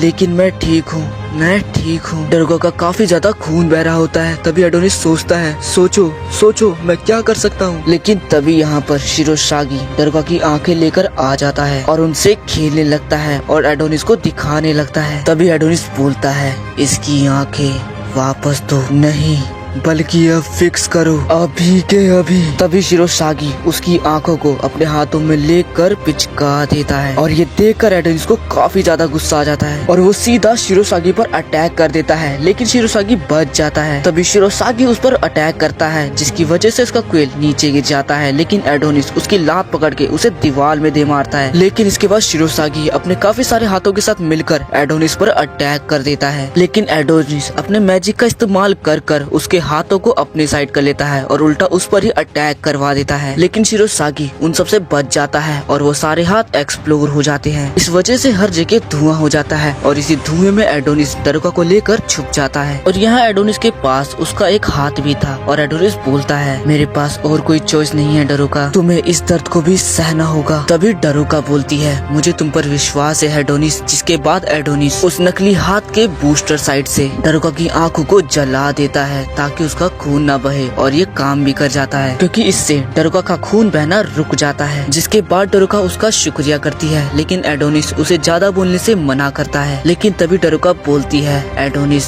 इमेजिन करो कि हम एक ही टाउन में रहते हो और सेम ही स्कूल में पढ़ने जाते हो, बिल्कुल ऑर्डिनरी लाइफ की तरह, और बिल्कुल ऑर्डिनरी हंसी भी हंसते हो, और असल में मैं जो चाहती हूँ वो एक ऑर्डिनरी लाइफ है। तभी एडोनिस इसके बारे में थोड़ा सोचता है और डरोका को देखकर उसे क्लोई की याद आ जाती है और वो बोलता है, क्या अब मैं एक लड़की को भी नहीं बचा सकता? ये सही नहीं है। यहाँ दूसरी तरफ शिरोसागी एडोनिस को ढूंढ रहा होता है, लेकिन तभी एडोनिस अपने एक बड़े से रोबोट के साथ शिरोसागी पर अटैक कर देता है। शिरोसागी इसको देखकर काफी ज्यादा एक्साइटेड हो जाता है उससे लड़ने के लिए। तभी वो रोबोट एक बड़ा सा अटैक करता है, लेकिन शिरोसागी इससे बच जाता है। अब एडोनिस डरगो को नीचे रख देता है। तभी शिरोसागी बोलता है, मैं तुम्हें कुचल दूंगा छोटे बच्चे। और ऐसा बोलकर शिरोसागी उस पर अटैक कर देता है और एडोनिस भी शिरोसागी की तरफ बढ़ने लगता है। इस अटैक में शिरोसागी के हाथ एडोनिस के बड़े से रोबोट को पीस में काट देते हैं, लेकिन डरोका इससे बच जाती है। और वहीं शिरोसागी और एडोनिस एक दूसरे पर अटैक कर रहे होते हैं। तभी शिरोसागी एडोनिस को मारकर एक बिल्डिंग के ऊपर फेंक देता है और उसको जान से मारने के लिए उसकी तरफ बढ़ने लगता है, लेकिन एडोनिस अपने मैजिक का इस्तेमाल कर कर अपने लोहे के आर्म को वापस से ले आता है। और जैसे ही वो शिरोसागी पर उससे अटैक करता है, शिरोसागी के हाथ उसके आर्म को पकड़ लेते हैं और उसको उठाकर जमीन पर पटक देते हैं और शिरोसागी उसे एक लात मारकर दूर फेंक देता है। इससे एडोनिस का क्विल उसके हाथों से छूट जाता है, जिसके बाद शिरोसागी अपने सभी हाथों को मिलाकर एक बड़ा सा हाथ बना लेता है। लेकिन एडोनिस अभी भी उससे कहता है उसकी आंखों को फिक्स करो, लेकिन तभी शिरोसागी उस पर उस हाथ से अटैक कर देता है। यहाँ डरोका उठती है और बोलती है, एडोनिस एडोनिस तुम कहाँ हो? मेरी बातों का जवाब दो। तभी वो किसी चीज से टकराकर जमीन पर गिर जाती है और वो बोलती है,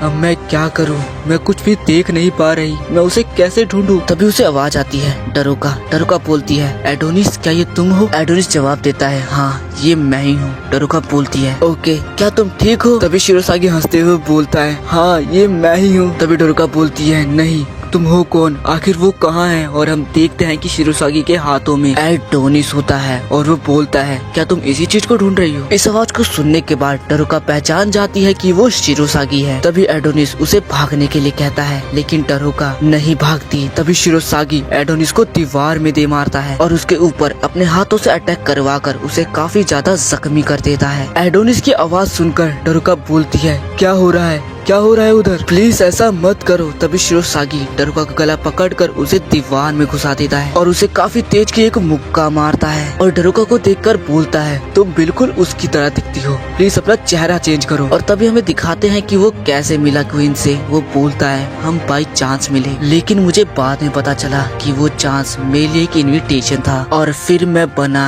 लव का सेल्स। जिसके बाद वो आसमान की तरफ देखते हुए बोलता है, इस वर्ल्ड को एक जैसी दो विचेस की जरूरत नहीं है। जिसके बाद वो एडोनिस को मारने के लिए आगे बढ़ता है, लेकिन तभी डरोका उसका पैर पकड़ लेती है और बोलती है, मुझे नहीं पता कि तुम किस बारे में बात कर रहे हो, लेकिन क्या विचेस इंसानियत की दुश्मन है? प्लीज एडोनिस को अकेला छोड़ दो। मुझे पता है उसने क्या किया है, उसने काफी सारे लोगों को मारा है और एक सिटी को पूरा डिस्ट्रॉय कर दिया, लेकिन ये सब कुछ हुआ है तुम लोगों को विचेस के मारने की वजह से। मैं इस लड़ाई को खत्म करना चाहती हूँ। मैं भरोसा करती हूँ कि रिवेंज लेने से कुछ नहीं होता है, लेकिन इस सब के बाद जो मेरे साथ हुआ है, मुझे नहीं लगता कि रिवेंज पूरा है। लेकिन तभी शिरोसागी डरोका के सर पर पैर रख देता है और बोलता है, मुझे फर्क नहीं पड़ता तुमने क्या कहा, मुझे बस एडोनिस का सर चाहिए। तभी डरोका बोलती है, मैंने तुम्हें कहा ना रुक जाओ। तभी एडोनिस बोलता है, डरोका मैं तुमसे एक रिक्वेस्ट करता हूँ, अपने लव स्पेल को मेरे ऊपर इस्तेमाल करो, क्योंकि अगर ये मेरी बॉडी को हिलाने में मेरी मदद करेगा तो मैं तुम्हारी मदद कर पाऊंगा। जल्दी करो वरना हम दोनों। तभी यहाँ ये सब सुनकर शिरोसागी का दिमाग खराब हो जाता है और वो डरोका को खींचकर एक लात मारता है और बोलता है, टाइम वेस्ट मत करो और मुझसे लड़ो। तभी यहाँ एडोनिस बोलता है, प्लीज डरोका। तभी डरोका बोलती है,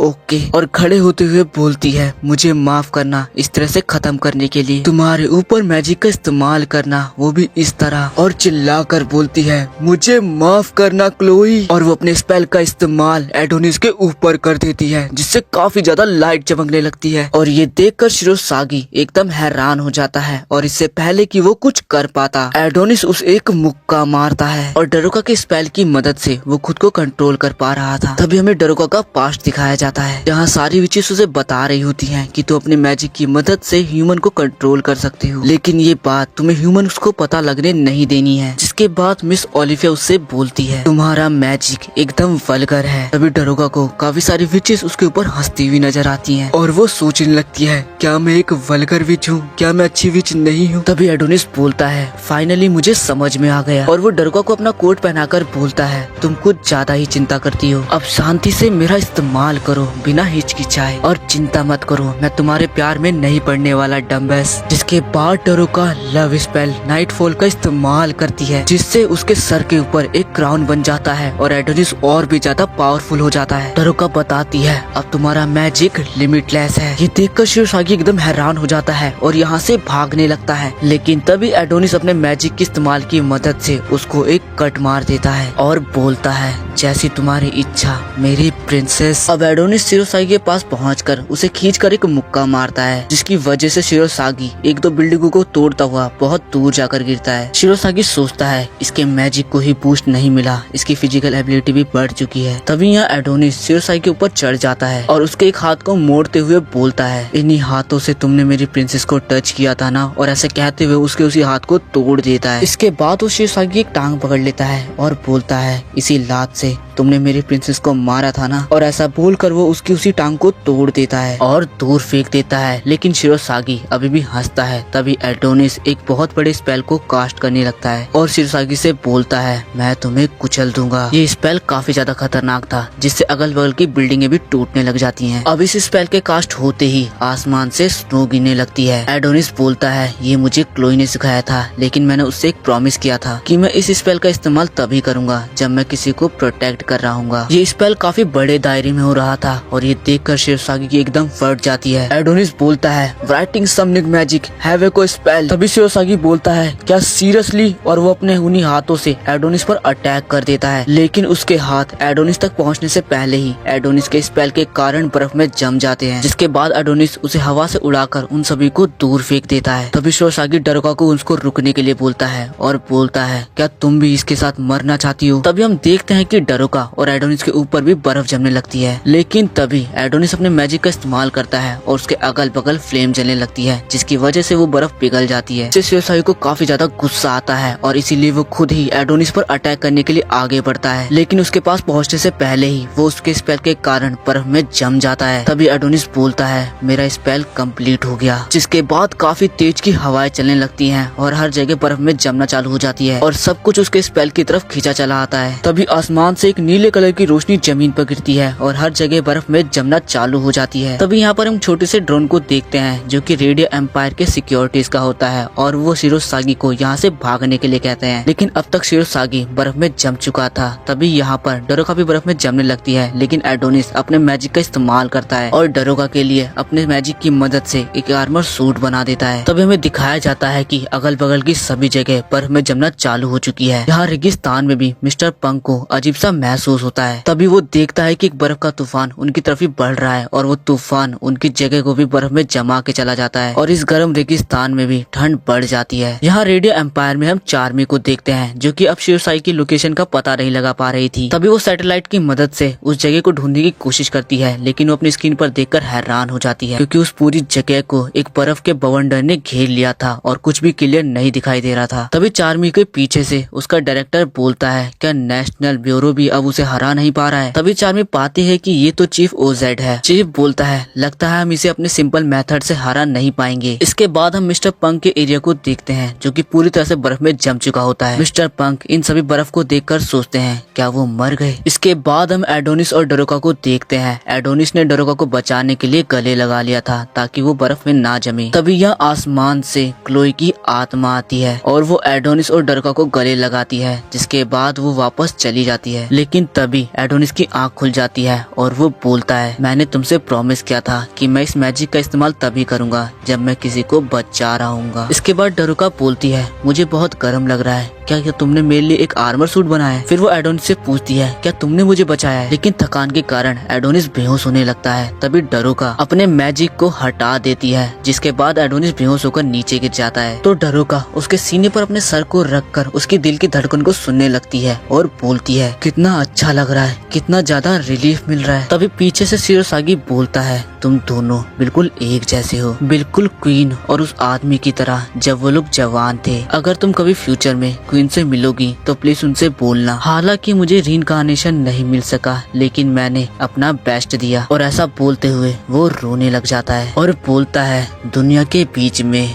मल्टीवर्स में। क्या ये वो दुनिया है जहाँ हम दोनों साथ हैं? और उसके ऐसा बोलते ही वो बर्फ टूट के बिखर जाती है और शिरोसागी यहीं पर मारा जाता है। डरोका बोलती है द रिकार्नेशन। तभी पीछे से एडोनिस बोलता है डरोका पूछती है क्या हुआ? एडोनिस बोलता है डरोका मैं तुम्हें तुम्हारी आंखों की रोशनी जरूर वापस दूंगा। इसके बाद हम रेडिया एम्पायर में क्वीन को देखते हैं जो कि सुबह सुबह जॉगिंग कर रही होती है और जो भी पर्सन उसे देखता है वो बोलता है क्या ये वही है? हाँ ये वही है, रियली ये वही है। और जो भी क्वीन को देखता है वो एकदम हैरान हो जाता है। क्वीन पूरे रेडिया एम्पायर में जॉगिंग कर रही होती है और जो भी पर्सन उसे देखता है वो बस उसे देखता ही रह जाता है। इसके बाद क्वीन जैसे ही अपने महल पर पहुंचती है तो उसके पीछे काफी सारे लोग होते हैं। क्वीन बोलती है गुड मॉर्निंग एवरीवन। क्वीन महल के अंदर आ जाती है। तभी उसका सिक्योरिटी गार्ड उससे बोलता है प्लीज मुझे माफ कीजिए आपके साथ फ्रैंक होने के लिए, लेकिन आप फिर से सिटी के अंदर गई थी। आपको समझना होगा मिस डोरेथिया कि आप यहाँ की एम्परर हैं, प्लीज अपने साथ कुछ बॉडीगार्ड्स को तो लेकर जाया कीजिए। अभी क्वीन बोलती है सभी लोग मुझे प्यार करते हैं, मेरे साथ कुछ भी गलत नहीं होगा। क्या सभी कंट्रियों के लीडर ने हमें रिप्लाई किया है? मुझसे तो इंतजार ही नहीं हो रहा। तभी गार्ड बोलता है हमने सुना है कि वो सब अकेले हैं, प्लीज थोड़ा वेट और कीजिए। क्वीन बोलती है ओके, लेकिन उन सबको बता दो जैसा हमने कहा, अगर उन्होंने वैसा नहीं किया। तभी हमें अलग अलग कंट्री दिखाई जाती है। पहले कंट्री मीका, फिर लिलिया ऑफ द वैली, फिर द मेडिकल स्टेट ऑफ लेवलेट और आखिर में द सिंगल मदर कंट्री। तभी यहाँ क्वीन बोलती है अगर उन्होंने ऐसा नहीं किया तो वॉर छिड़ जाएगी। इसके बाद हम डरोका और एडोनिस को देखते हैं। एडोनिस बोलता है क्या तुम्हें ये जगह पसंद आई? डरोका बोलती है क्या तुमने पूरी जगह को बर्फ से जमा दिया है? डरोका आगे बोलती है मैंने अपने लव स्पेल मैजिक का तुम्हारे ऊपर इस्तेमाल किया, तुम्हारा दिल तुम्हारा प्यार वो भी क्लोई के लिए, लेकिन मैंने तुम्हें अपने मैजिक से अपने प्यार में गिराया। एडोनिस बोलता है इस बात का कोई मतलब नहीं बनता, वो भी अभी कहने का, क्योंकि वो मैं था जिसने तुम्हें ऐसा करने को कहा था। और सच्चाई तो ये है शिरोसागी मेरे से बहुत ज्यादा पावरफुल था, लेकिन मैं ये नहीं मानना चाहता। मुझे पता है मैं उससे नहीं जीत पाता अगर हम सिंगल फाइट करते। इसके बाद एडोनिस डरोका से बोलता है अपने बालों को ऊपर करो। डरोका उसकी बात को मानती है और अपने बालों को ऊपर करती है। इसके बाद एडोनिस बैग में कुछ चेक करते हुए बोलता है तुम्हें पता है मैं तुम्हें तुमसे ज्यादा जानता हूँ, असल में तुम पूरी तरह से केयरलेस हो। इसका सीधा सीधा मतलब है कि तुम बेवकूफ हो। और फिर डरोका की आंख पर पट्टी बांधते हुए कहता है लेकिन दयालु होना तुम्हारा नेचर है। जिसके बाद एडोनिस उसकी आंख पर पट्टी बांधने लगता है। तभी डरोका को लगता है कि एडोनिस उसे गले लगा रहा है। तभी एडोनिस डरोका को मारते हुए कहता है फालतू बातें सोचना बंद करो, तुम्हारा लव मैजिक मेरे ऊपर काम नहीं करेगा। इसके बाद एडोनिस डरोका यहाँ से जाने लगते हैं। तभी एडोनिस बोलता है मैंने कभी नहीं सोचा था कि मैं इस टेंट का इस्तेमाल करूंगा। डरोका बोलती है तो इसके लिए हमें मिस्टर पंच को शुक्रिया बोलना चाहिए, लेकिन वो गिरने वाली होती है। तभी एडोनिस उसे पकड़ लेता है। जिसके बाद एडोनिस डरोका का हाथ पकड़ लेता है और उससे कहता है तुम मेरा हाथ पकड़ लो ताकि तुम गिरो ना। इसके बाद वो अपने सारे सामान को लेकर और डरोका का हाथ पकड़कर यहाँ से चला जाता है। और इसी के साथ ये वाला एपिसोड यहाँ पर खत्म होता है। हम मिलेंगे नेक्स्ट एपिसोड में, जब तक के लिए मेरे चैनल को सब्सक्राइब कर ले।